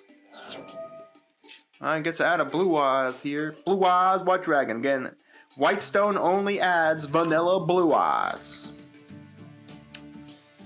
I mean, okay, starting hand. Oh no, here comes alternative. Yep. Alright, well, I can get rid of it. With Santa Claus. Again, I kill Santa Claus here, so we get a draw. Oh no. Come on. This is a tuner? And the more you know. I didn't realize that was a tuner. This just brings out any Blue Eyes monster, which is so freaking annoying. Alright, well, there's a Blue Eyes Spirit Dragon. I mean, not the worst inboard for a Blue Eyes, but...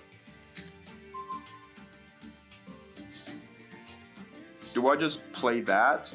Nuke that? No, I think I still go Santa over this. Yeah, I give him a draw, but I want this for a later play. And then I will set this and pass.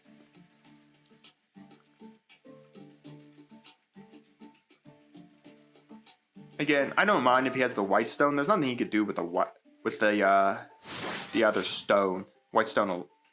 Yeah, the White Stone of Ancients. Again, I could have Lightning Vortex that, but I think it'd be better just to hold a Lightning Vortex when he builds a bigger board presence. Because that's what I kind of want him to do. I want him to build a much bigger board, and then I'll break it. So this only triggers during the end phase. So that will trigger during the end phase, and I'll be able to nuke that all off. Yeah, Santa Claus is a worse version of Kaiju's, but I mean, at least in attack, he can't kill me like a Kaiju can. Interesting. Well, I mean, he does get to play a Blue Eyes here, which is pretty annoying. But again, that's what the Lightning Vortex was for.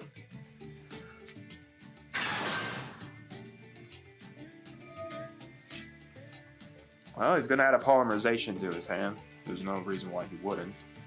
Oh, good! Chaos Max. Let me guess. We're gonna add Chaos Max. Alternative. Do I have anything that busts this? Because he's got a blue eyes in his hand he's sitting on. I mean, I guess, yeah. Let's just do it. And then just sit on what we got right now. I guess this does something when it dies. Oh, there's Jet. Yeah. I'm done. I can't win this. Blue Eyes! My worst enemy next to the Dark Magician! Alright, here we go again. For some reason, I thought that wasn't a 15 card extra deck for some. Well, at least this is something we can do. We can go Doom Cow and we can go past the turn. Because I can never bring Doom Cow back with this. At least you know one thing. Doom Cow basically can negate destroy something. So, I mean, depending on what our next draw is, will matter. Heck, even Longyun would be good here. Or even something light-based. I mean, even anything light-based would be nice, because then we could just bring out Odd Eyes Saber Dragon. And then we could bring out the Odd Eyes monster on an end phase with Oasis. But again, Doom Cow needs to go bye-bye. I actually need Doom Cow to actually leave the board, because since he's mandatory to negate any effect.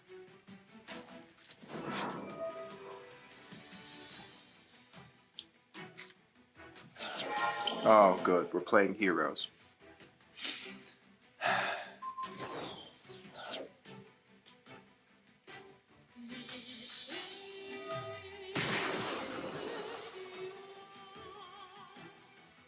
This would have been really good, because then I could have negated the Stratos, and that would have probably stopped his entire play. Yeah. Oh, wait, no! Right, I tribute for cost! Right, I totally forgot I tribute for cost. I still activate and tribute for cost. Because oh no, wait. I was on the field when I attempted to resolve. I thought I resolved in the graveyard. No, I resolve on field. I activate on field.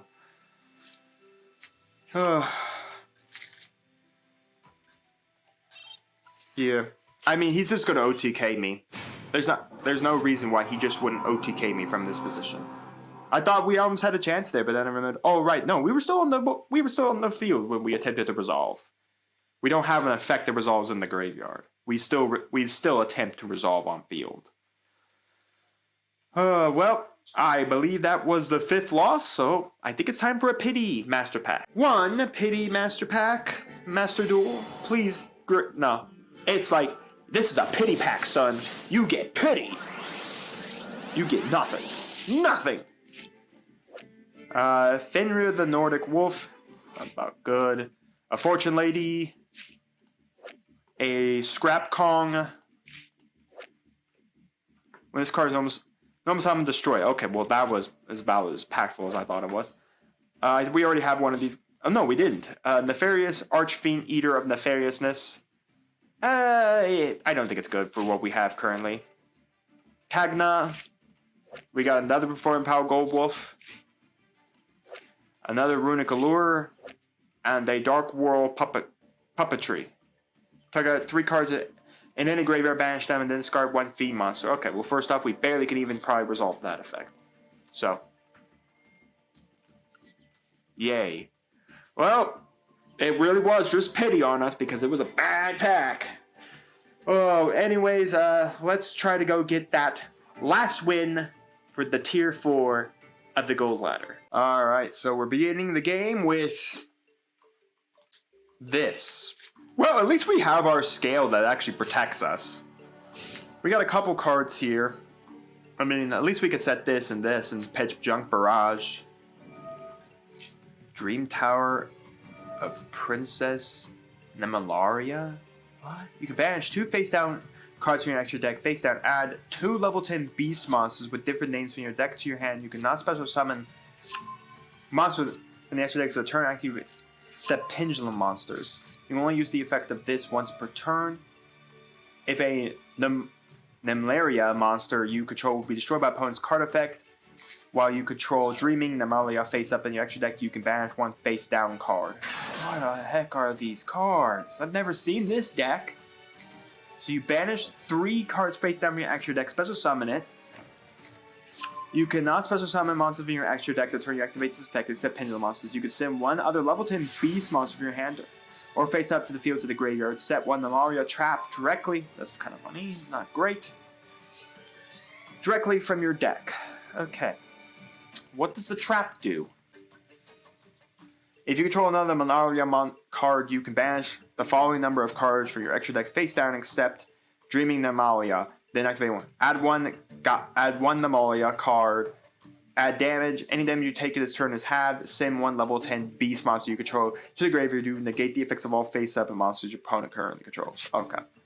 It's fascinating. Scale this because that's nothing other to do.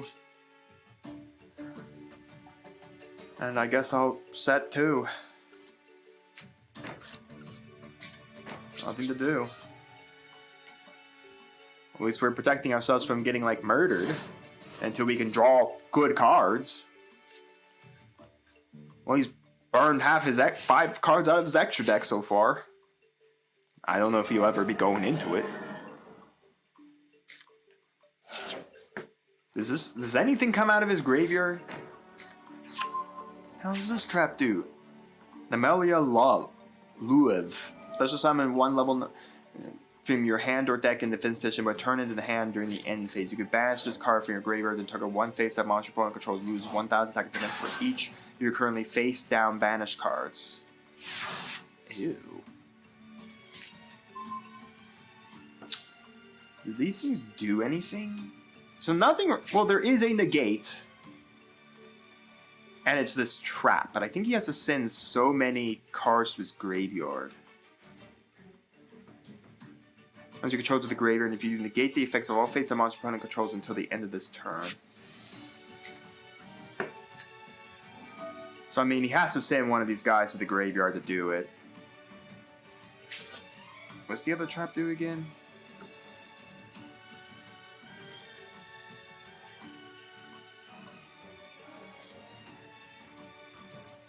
Well, at least I know one thing. At least I can constantly bring this thing out. I can at least force him to trigger that trap.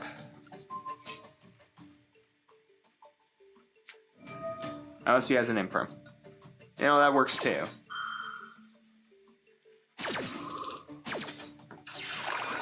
Well, unfortunately, Aether does not have the power to punch over either of those, so...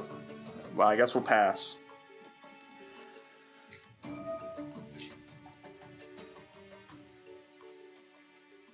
Well, he does get the, I guess, special summon another freaking guy.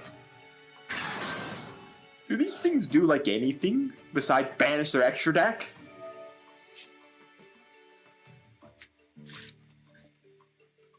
Oh, shoot, now he's actually getting stuff. Because I think now, as long as he has, like... Oh, how the heck am I outing all of this? By a miracle, I think. It's going to be by a miracle I out all this. So I think now there's something that states if there's a guy in his extra deck zone, I think he gets an effect. You can send one of them to on your hand or field grab set one Namalia trap directly. Oh, well, this is going to be fun. He's going back. Much as it matters. And he's got to send 3 cards. I mean, like, what is his deck? I don't think I've ever even fought this deck in my entire time we've been on Master Duel.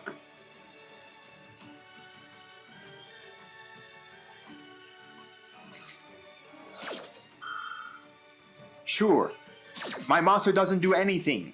Anyways. Well, at least I didn't take 1,000 life points. Congratulations for negating my effect. You're down to 4 cards left in your extra deck. Okay, so now you can't even use this effect because you can't banish Dreaming Namalia, which is her. So literally, how exactly do you do anything now that you... Okay, there's a 2K monster now. Wait, do they all just special summon themselves?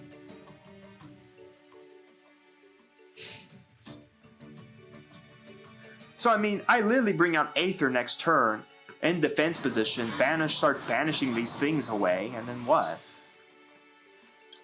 I don't know, I'll take the 2K, I'll stop the 25. Thank goodness I at least can mitigate some damage here.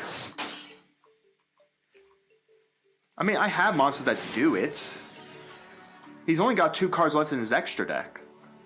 He's eaten through it all. Like, I don't know, after it eats through all its cards from his extra deck, what does it do? Like, how does it special summon? Like, what does it do?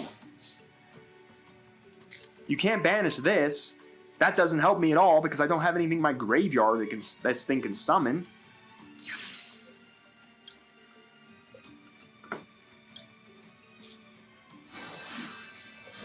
I guess we'll summon Aether effect. Guess we'll attempt to kill this 200-point monster off.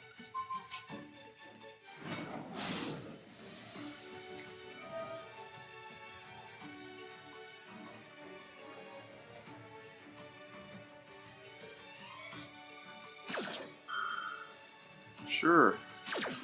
I'm not sure what this all does for you. I'm just trying to figure out where this deck goes to.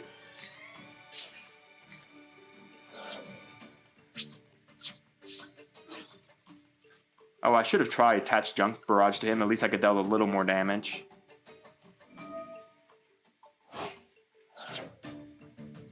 Did he do that in the damage step? He did in the damage step. That's what I was afraid of. Main 2. We are going to have to set this to mitigate not getting killed.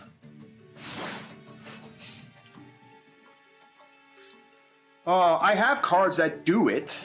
I literally do have cards that do it. I'm pretty sure this has to special summon while it has like this in it, or you have to pitch. He just summoned that out of his mind.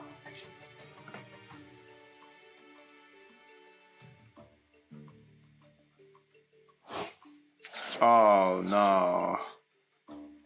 Well, this is where we press the surrender button. I have no clue what that was.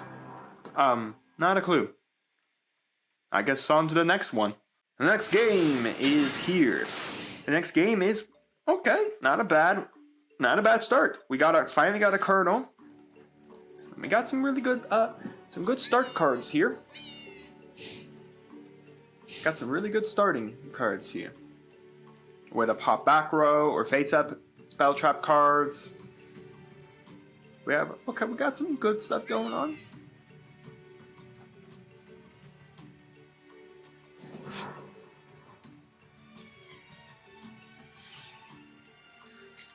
Our opponent has finally decided, you know, sir, you've taken so much pain today. Let me just set this card for you face down, and I'll let you probably take the win. Hey, Mr. Friend over there, I can't... Whoever you are, you know, glad to see maybe I could... Do not tell me we're playing Melfi Sprite. Oh, God. How the heck do I out? Melfi cards. There are many things I do not want to do, and playing Melfi Sprite is one of them. Melfi are so annoying because they just start spamming the board with them. Oh. Okay. Sucks, but, I mean, literally, if that's all, if he's just going to get one card, I'll let him have one card, so I'm just going to tribute. That's all I'm going to do is tribute. Normal. Fear the Ferret. And we trigger... Why'd they put that in the imperm column? Oh, good, it wasn't an imperm. I guess let's go 1, 2, 3, 4, and 5. Then we will summon... We could go overload for a level 4, but who cares about that? I want to not give him another card. He gets one card for that max C. Let's go back. Ferret into the face now. I think Melfi Caddy can only trigger when it's targeted for an attack.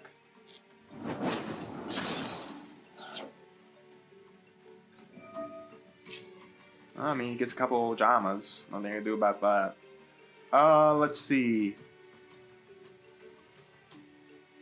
So, or if an opponent monster targets this card for text, you can return this card to your hand, and you can add one beast monster from your deck to your hand, except Melfi Caddy. During the end phase, you can special summon this card from your hand. So really, is it worth just giving him the ability to summon Melfi Caddy?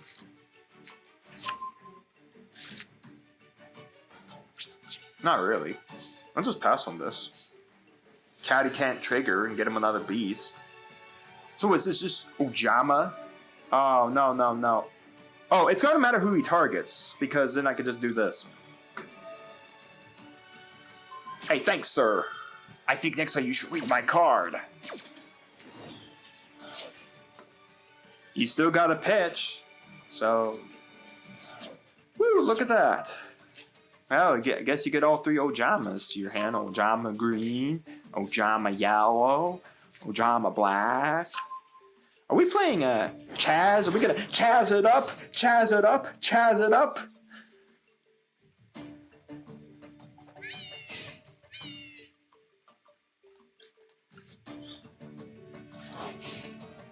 That was fun.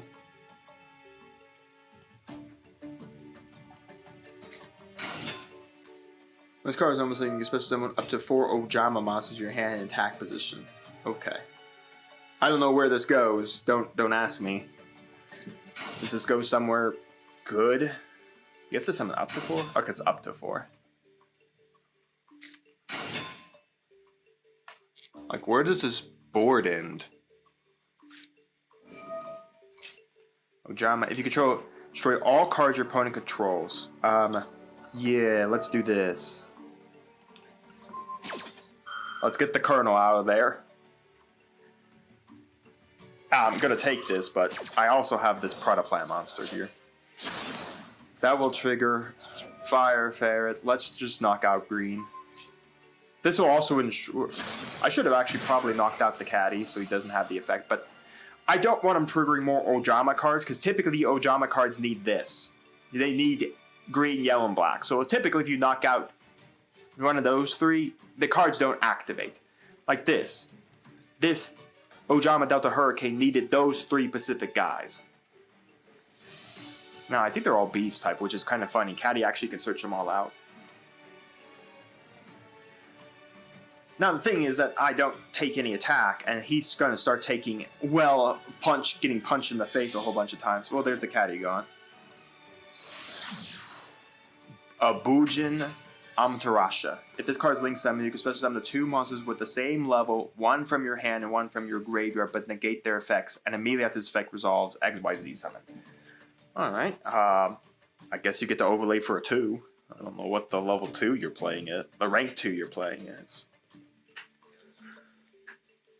Ojama Red! And a Max C. Okay. And we're that desperate we have to summon a Max C. What is this guy? Detach one material from this card. Trigger one face that monster your opponent controls until the end of this turn. Change the attack to 0, but negates effects. This is a quick effect. This card has the Fam Knight's card material. Okay, so it's not. It's not a quick effect. So meaning if this goes to swing into battle, he can't just do it on the attack. He'll have to do it. He'll have to do like a redeclare. Another 2. Okay. That's kind of scary. I mean, all he does is he gets another 1600 point monster. That's all he's gonna get.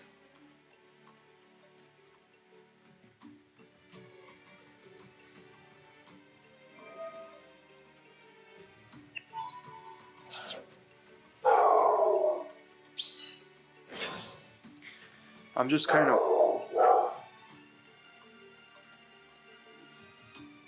not exactly sure where this inboard state goes to. I mean... I need this to swing. I need to wait for that to swing. Because I need this effect to trigger.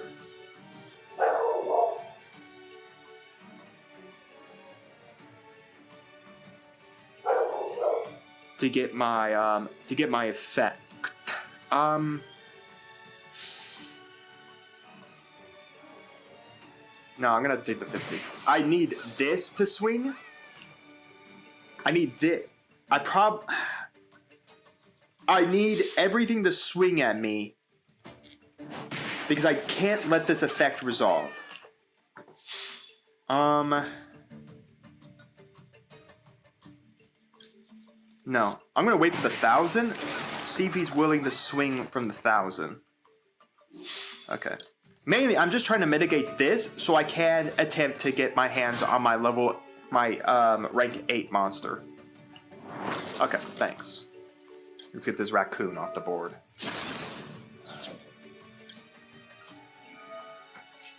Oh, I can't blow this up, can I?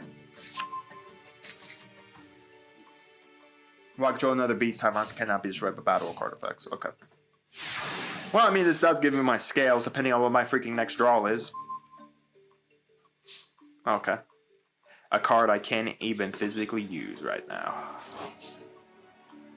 Well, at least I guess I'll scale it and summon it, because at least it's a 2100 that can at least survive a whole turn. Even if he can't attack. And summon. I would have rather had, like, any of my other guys on my board. Okay, let's go battle. Oh, funny enough, these are 2 level 5s. What can I make?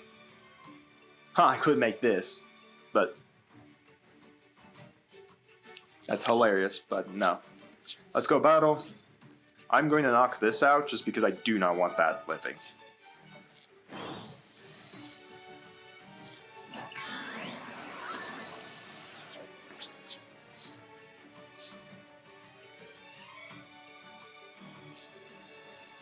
Neither of these effects will trigger. Foul Cat has nothing to target except my own 2 scales, and I can blow my own 2 scales.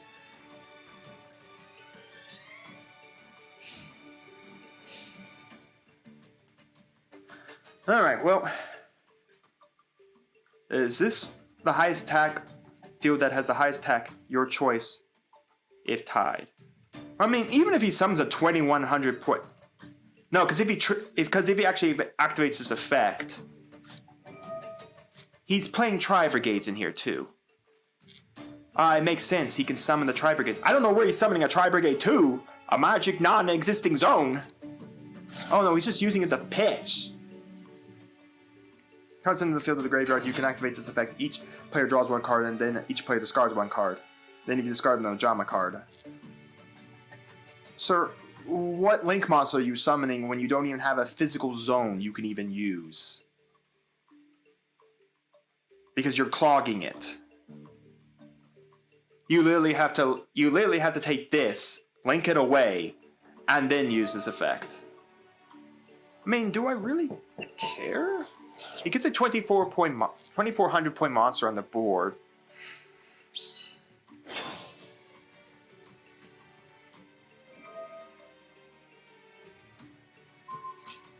Okay, well that sucks. So what he's going to do is he's going to use this to come after this to force me to use this effect, but I'll do it in a damage step so it doesn't cause a redeclare. And then I'll go after something else. I mean, the rest of this board can't harm me. I have a 2100 on the board.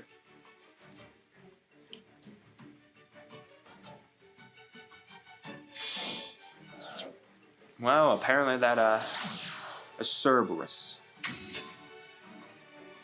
Well, no, he can't even trigger Cerberus. I was afraid of him doing the Cerberus play, but I'm like, no, wait, he can't even trigger Cerberus. Yes, Frank Tall, you're a normal summoned. That card's going to be very useful. The problem is now he's knocked out my scale, which kind of sucks. Now I have my other 8 scale, which then can allow me to scale out this. No way I can't, because that's an 8. I wish he'd gone out to the Faustschlick Cannon, because at least I could maybe draw my low scale and bring Faustschlick Cannon out. Not on the Battle Declaration and Damage Calc. This could just go down to 0. That's the thing about it, is like, Because I was in damage calc, it's so nice. Because it doesn't cost a 3 declare. I mean, what is left in his extra deck? I thought 100% I was about to see a Tri-Brigade monster get spilled out on the board. I'm like, oh, how do I out a Tri-Brigade monster?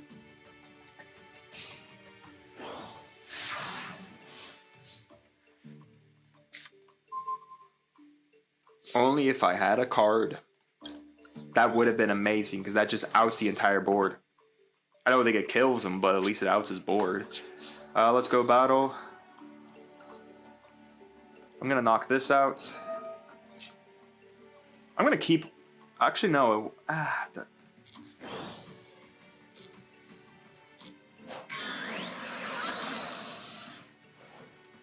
don't know. I don't know if he has any Tri-Brigade monsters. Like, any of the Tri-Brigades, like, links. I really do not know if he has any of the Tri-Brigade links. I mean, he has plenty of stuff to banish for all the Tri-Brigade links. And I have, like, 0 outs against any one of them. Alright, sir, show me the Tri-Brigade link monsters. I really don't want to see one that uses 4. I don't even know which one he could even summon. 3. Well, at least I know one thing. That's not Shurag. Shurag's a Flink 4.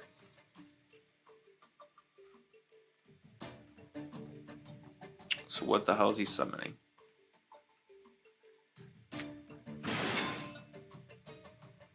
Rogel. Okay. During your opponent's main phase, quick effect. Okay, so he's only during the... If this card's... Okay, so he's only during the end.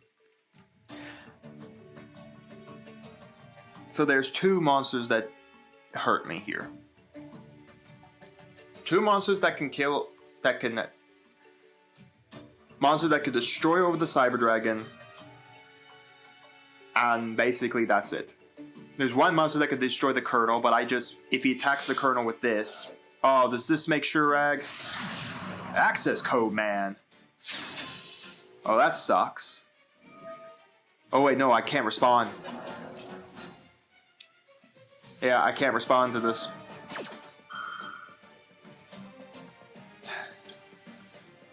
This is gonna hurt, but I have to do it on him.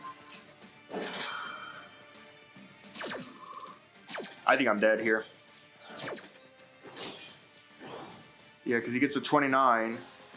He just pops the Cyber Dragon. Yeah, that's game there.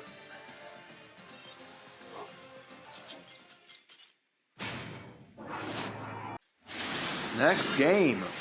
We opened pretty well here. We got our scales. I mean, we can't bring this out, but we at least got scales. More Fluffle stuff. A large Fluffle deck. Interesting. Dolphin. Well, that ain't a Fluffle monster last time I looked at it. So what, is this Fluffle Hero? Hero Fluffle? Okay. Fascinating.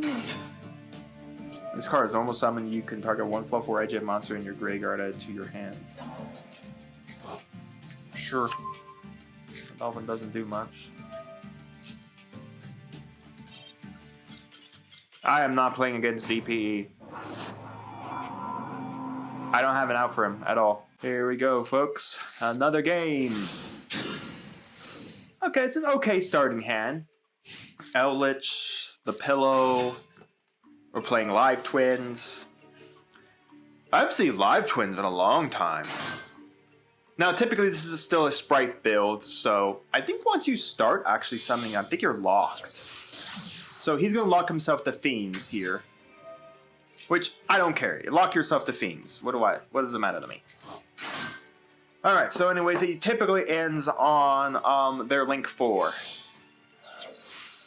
Yeah, this goes Evil Twin Lila. Lila bring back Kiki Skili. Kiki Skili is the draw card. Lila, I think, is the pop.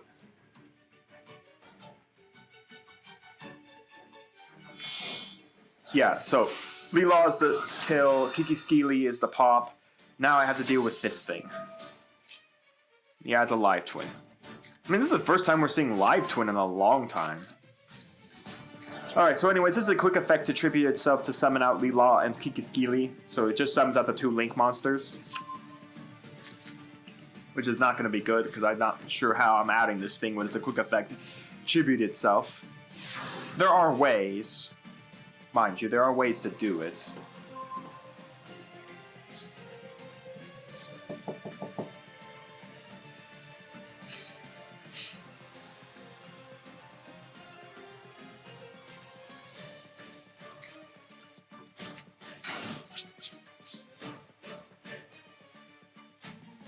I think then you could like banish this from the graveyard. The same one card on the field of the graveyard. Alright, well, it's going to be annoying because I think at the damage step he's just going to use the quick effect to split itself.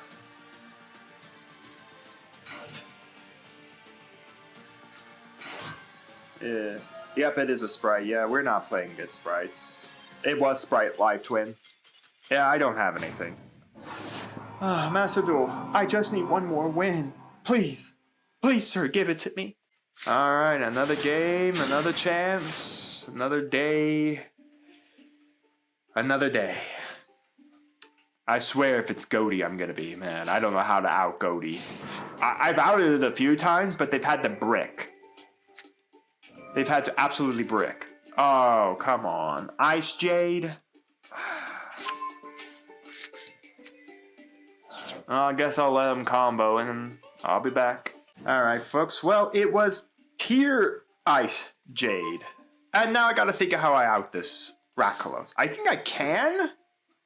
Let's see. Destroy by battle. You can use each of following effective Rakdos. When your opponent activates a card or effect that includes the effect that special summons a monster, you can negate the activation if you do destroy it. Send one to your monster. Okay. That's the thing right there. I think I can mitigate it. I think I can mitigate it by just going Fencing Fire Ferret, tributing for Aether using card advance, and then banish it. That's not an effect that includes special summoning a monster. So I should be able to do this. We're going to go normal summon, Fencing Fire Ferret. Then we activate card advance.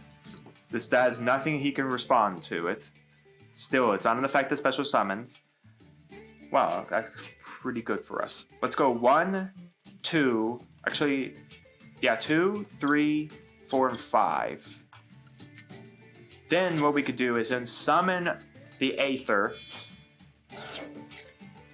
This has an effect to banish. It's still not an effect to special. This is not a destruction effect either, because it's a banish effect.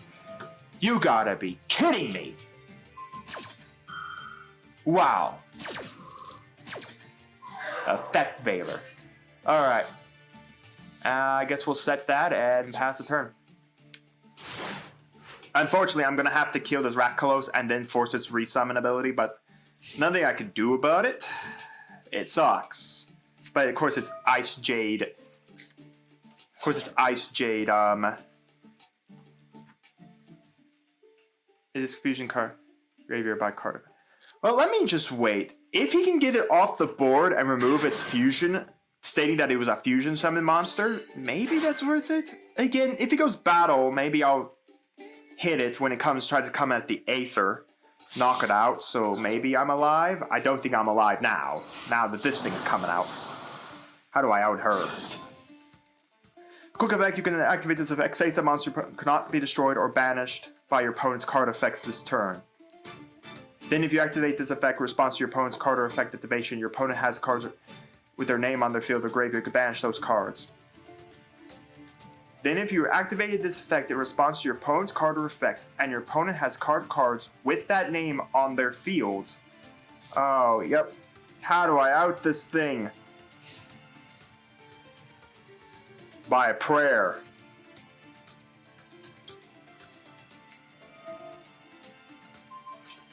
That's how I out it. By a prayer.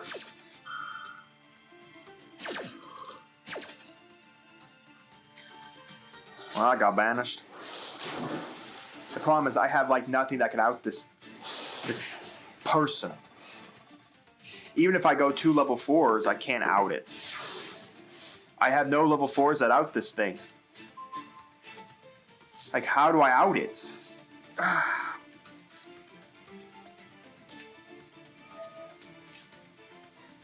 I don't know in the next top 5 cards of my deck I have any physical way to out this Ice Jade monster. I'm just sure of that. Then if you activate this effect in response to your opponent's activation and your opponent has cards. I guess I just put the defense position and that's it, because I can't activate the effect in any response. If he didn't have the effect Veiler, I was pretty fine. Of course he had the effect Veiler, so that means I have to now deal with 2 big beat stick monsters.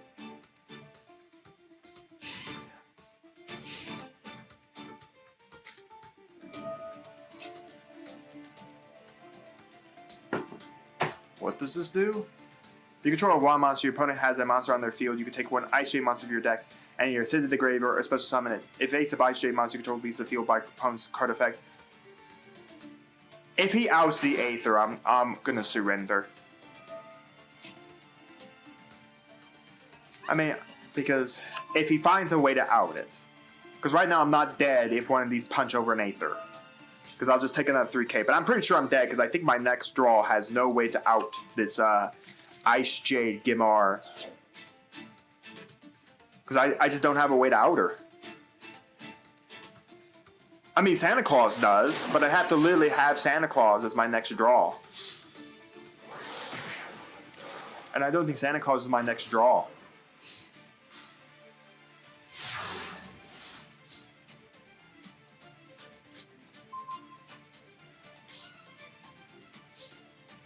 Doom Cow.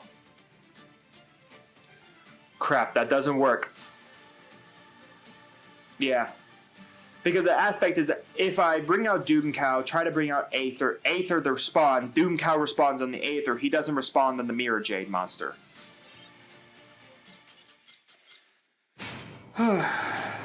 Another Pity Master Pack for us. Let's see what it is. Oh, finally, maybe Master Duel's giving us a chance. Giving us a good chance to get something. Assault Mercenary. A Diplos is nice. That's pretty good. That does start us a little bit of an engine of Dynamorphia. A Pearly card. We need a whole lot more Pearly stuff. A Gay Guardian card. We need the Gay Guardian stuff. Drytron is neat. We need a whole lot more Drytron cards. The Fairy Cheer Girl. You can detach one. Draw a card. Yeah, that's good. I have better level 4s. Power Pitch Helper. Once per turn, when your opponent's monster declares a direct attack, you can negate the attack and if you do special one opponent found monster from your deck, but its effects are negated. When an attack is declared involving a monster you control and a opponent's monster, you could we would need way more performer powers than we have in our deck. Ah, yes. The Golden Bamboo Sword. If you control a Bamboo Sword equipped spell, draw 2 cards. Not very good cards. Back to the ladder we go. Another game. Another game. And it's against everyone's favorite mate. The Sword and the Stone that glows. Alright, we got a good hand here. I mean, we got Santa Claus. We have Cosmo Goodwitch. We got Toon Cyber Dragon. We got some deck that's got Warriors in it. It's Sky Strikers. Actually, this the Santa Claus is actually going to go hard on it. Because the aspect is he's going to have a monster in his main monster zone that he can't do anything with.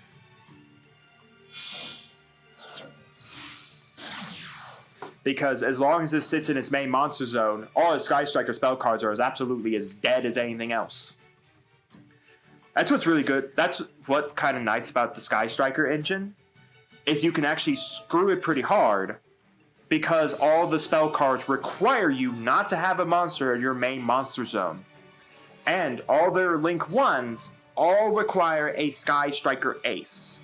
So you can actually kind of hurt the deck strategy. Well, lucky enough, I think I'm going to have to give him the 1 card here. And then I'm probably going to flip it face down with Good Witch so he doesn't get an extra draw. I don't need him seeing any rays. If he sees rays, I'm kind of hurt. Because then he could just go rays, pitch that away so he can... So what I'll do is I'm going to pay the 500, I'm going to put that face down, and then I'm going to set this Jurai Gumo here and then pass.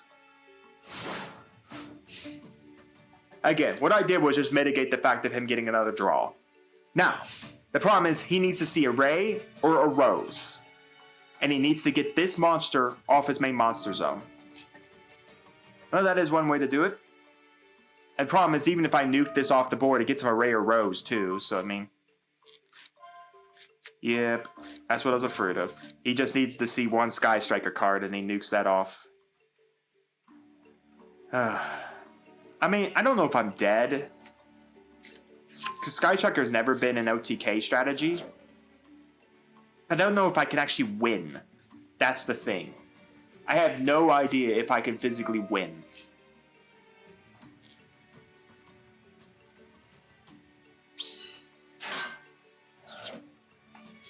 Like, do I have, like, any ways to out the board presence?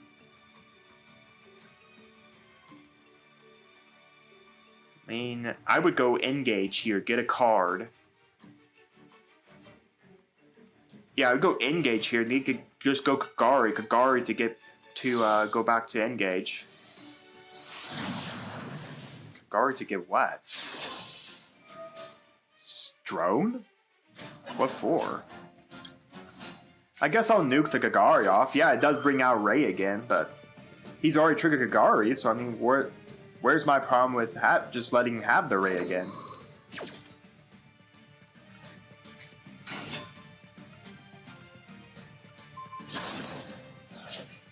So, I mean, he gets the drone, so I guess he can go drone again, but he can't go to Kagari again. I mean, I don't know. I really don't know how I out like this.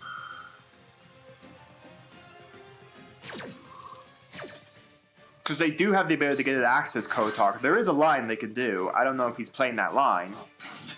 Well, he's locked himself out of using his spells again.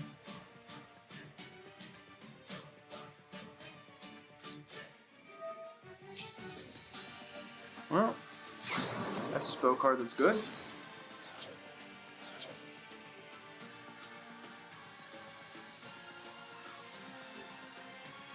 Because the problem is he needs to get rid of that token.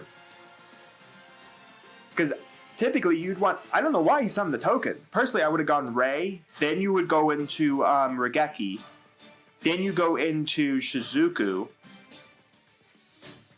You go Shizuku to pitch. Put something else in your graveyard. Then you could do Engage to get yourself a card and then a draw one.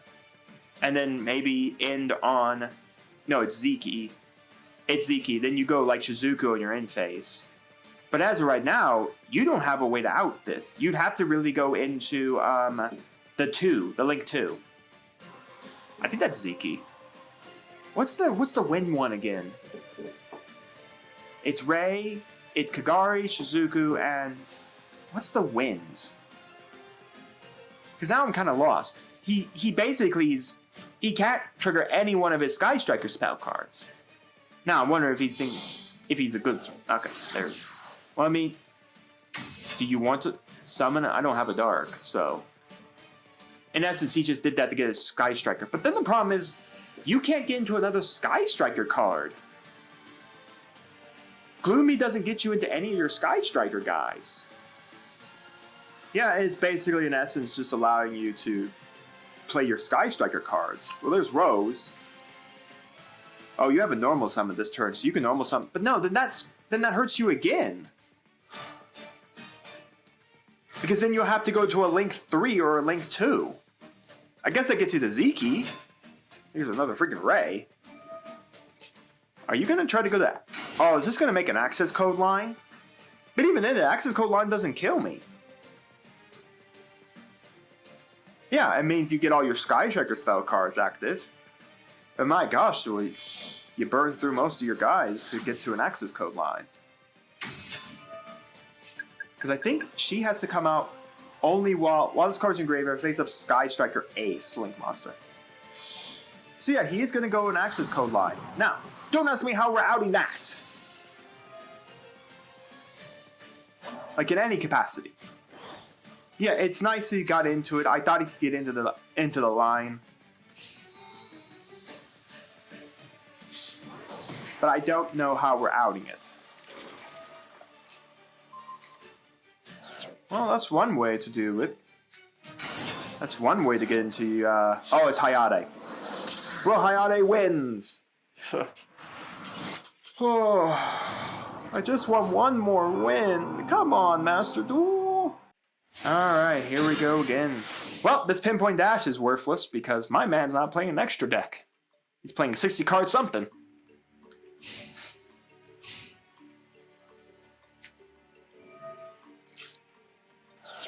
My man also wants to draw 2 cards a turn now.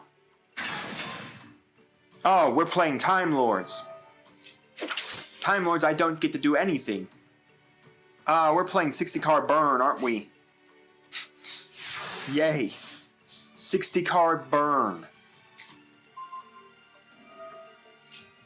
Well, at least I know one way to stop this deck for a whole turn. It's called I'm going to give you Santa. You can have them. Here, now get your Time Lords out. I mean, do I really care about taking a 1200? Well, no, I guess I could summon YuGiOh. I mean, there's nothing saying I can't just summon him. We're going to keep the 15. Actually, no, wait. I could just set this. Then I don't die. So he gets to draw a card. But again, if he really is Time Lord Burn, and the majority of his deck is Time Lords, I don't see how he's outing this thing. You can't even summon a Time Lord into this guy. I mean, like, where is any problem nor for me to do anything? Well, that's pretty nice. I don't know still how I'm doing anything, but still. Nice.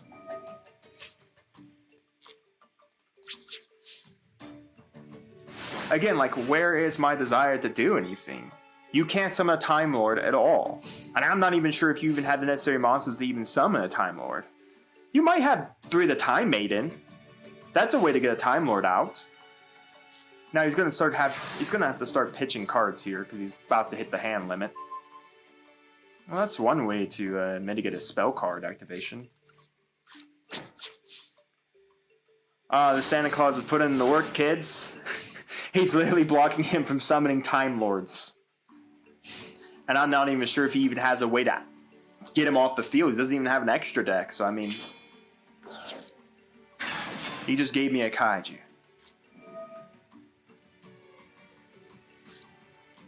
Well, there's a way to get a thing off the board now.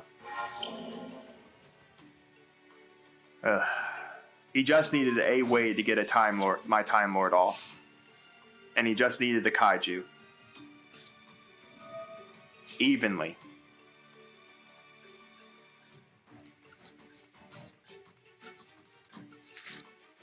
Sure.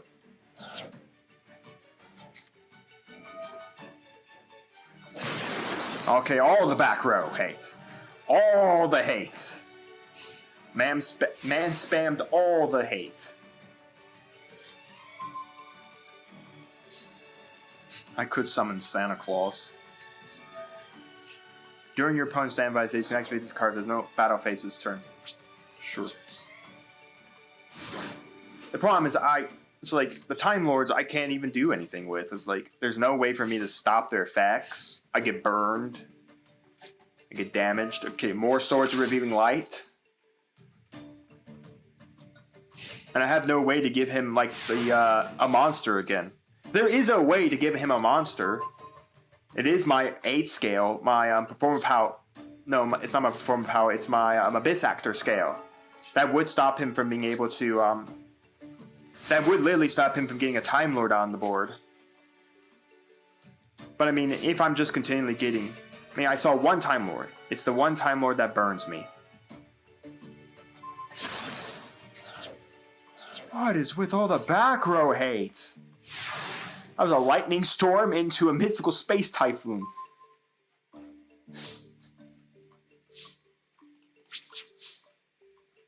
I got nothing.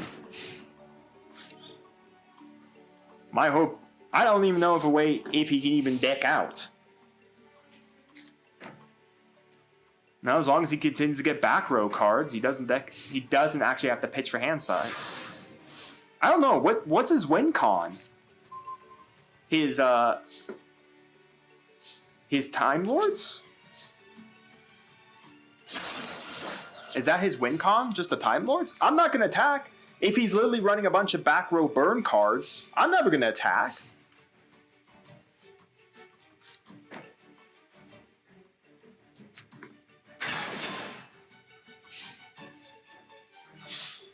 This is gonna get so annoying so fast. Like, I have no way to stop any of these Time Lords. I have one card that does it, but Santa Claus is now in my graveyard. That's the third Swords Revealing Light. Okay, this guy definitely doesn't want me to attack, but why would I attack his Time Lords? Honestly, someone tell me, why would I attack the Time Lord?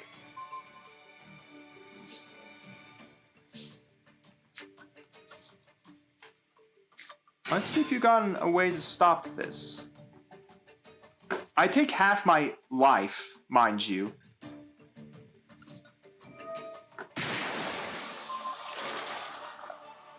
Mind you, I lose half my life to do this, but this Time Lord doesn't shuffle back.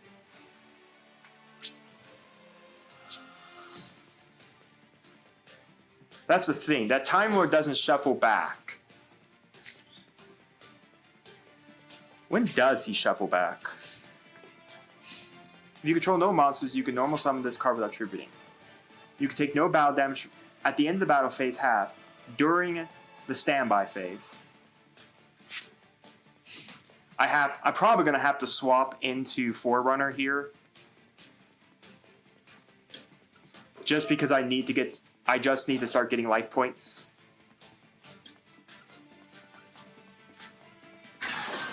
So I can mitigate getting burned to death.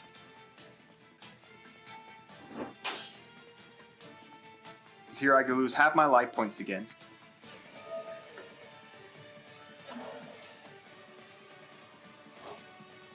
Thanks, I guess. Well, the funny part is, if I had this up, I could have put air back on and then next turn done it again on him.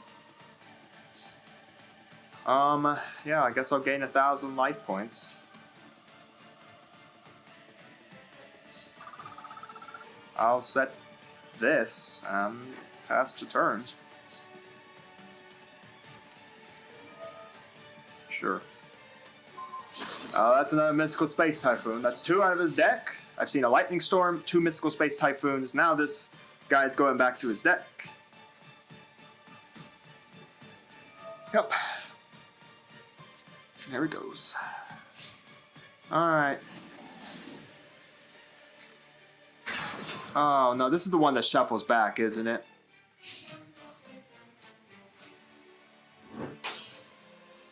Oh, no, this returns my hand. Ah, dang it. Well, at least I'm not dead, because I only take 300 damage from that. That Time Lord. Fauchwood Cannon. I mean, is there a reason to do anything?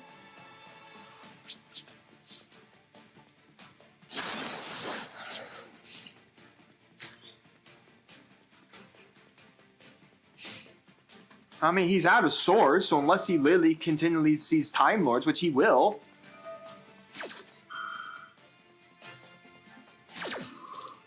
He's going to take no battle damage for the turn. He's just purging his back row so he can set more cards from his back row. I don't know how many Time Lords he's got. I've seen the one that burns for 1,000, the one that burns half my life points away. There's the one that burned me for 1,000. Oh my gosh, how do I do anything? There's nothing I can do. I'm gonna get killed by Time Lords.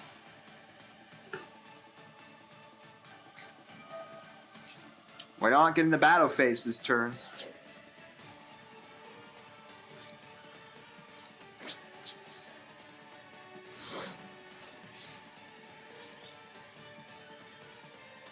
Like, if he sees this a couple more times, I'm dead.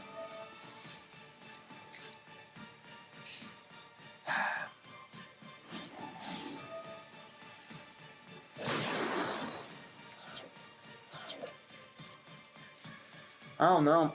I really don't know. Oh, now he's got Poison of the Old Man on active. Why did he heal himself? He can burn me faster. What the hell does this guy do? Okay, well, I'm not summoning any attack position monsters right now. That does something.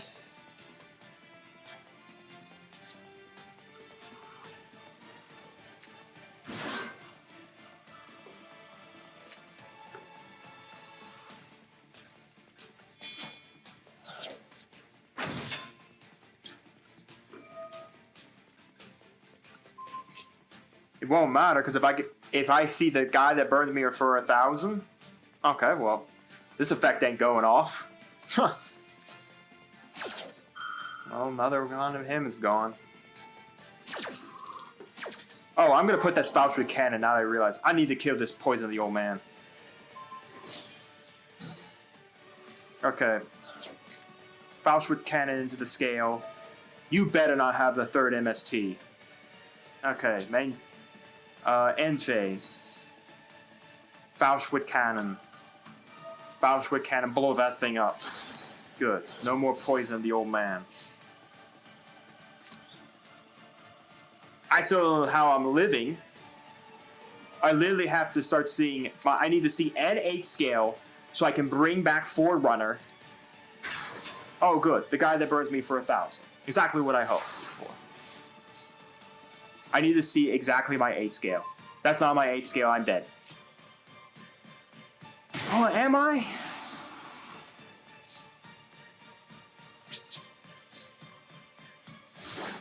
I don't think so. He'd have to see him, exactly. Or he just sees the guy that burns me for 300 because he's going to spin a guy back to my hand.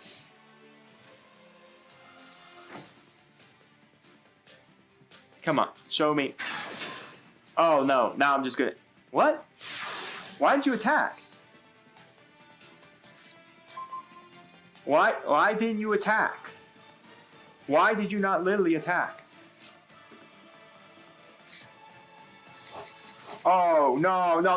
We're not playing this game all over again. Well, I mean, that just now risks the fact that you actually have to now start seeing your Time Lords.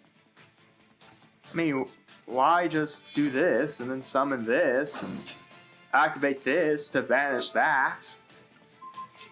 At least that gets one Time Lord out. The problem is, why did he do that? Why do you shovel everything back into his deck?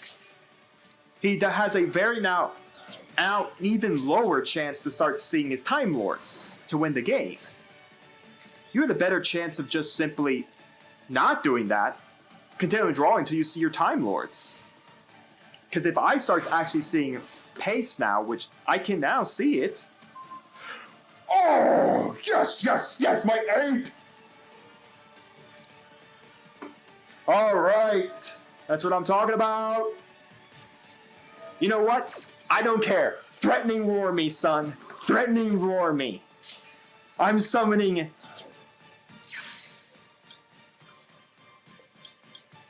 I'm gonna summon all of this. You better have a Time Lord, son. I swear, if all of this goes for naught, I'm gonna be mad.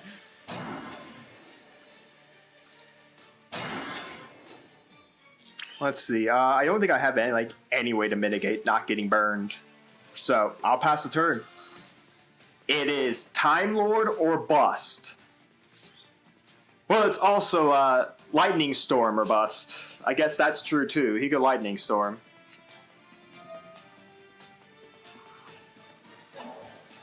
Okay. That's impactful. Evenly! No! Not an evenly! Oh my gosh. Scale. Aether's gotta go. You gotta go. I need my 28 that heals me every turn. Of course, he drew an evenly.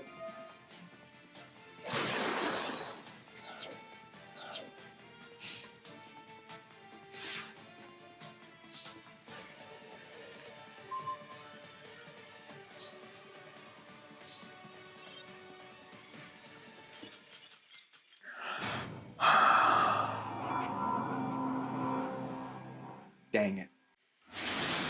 Here we go again, folks. If I sound defeated, it's because I am. He's got a 4-card extra deck. He's got the Diabola sleeves. Yeah, sure. Blue Eyes. Well, at least that's the only thing he did for Blue Eyes. I'll take that for days for a Blue Eyes play. I'll take that for days for a Blue Eyes play. That's great. The one card I don't want in my hand is in my hand. Oh well. What are you gonna do?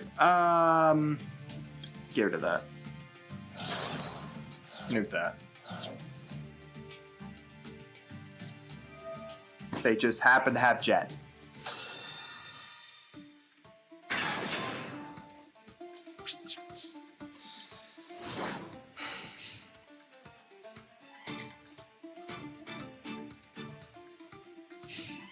Yeah, because they just happen to have Jet. I just need one more win. Just one more win.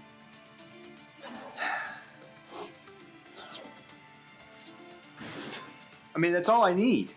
One more win. And it would be over. But it's like, I can't get that win. Like, decks that I do come into, I misplay in a game that I could have won. And then decks I think I can win against, I just get unlucky. And I've seen Blue Eyes White Dragon too many times now.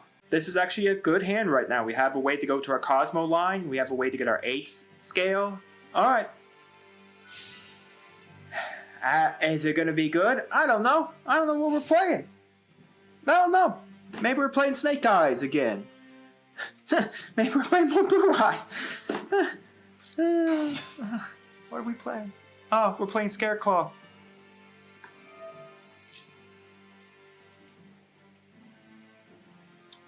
If they get up to the 3, I'm dead. I don't have any way to stop the Link 3. I'm pretty sure it's invulnerable to destruction, so I'm kind of like screwed.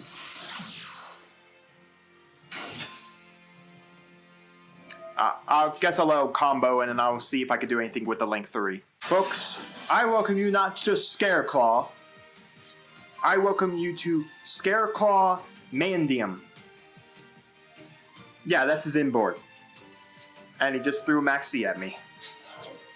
Just put more salt in the wounds. An unbreakable board state for me. I can't break this, I can't break that, and I really don't want to break this. Look at this hand. Look at this button. This is where we press this button, and we're done. Folks, we're one loss away from 15 straight losses. As much as a pity pack would be nice to open, I can't go on any longer right now.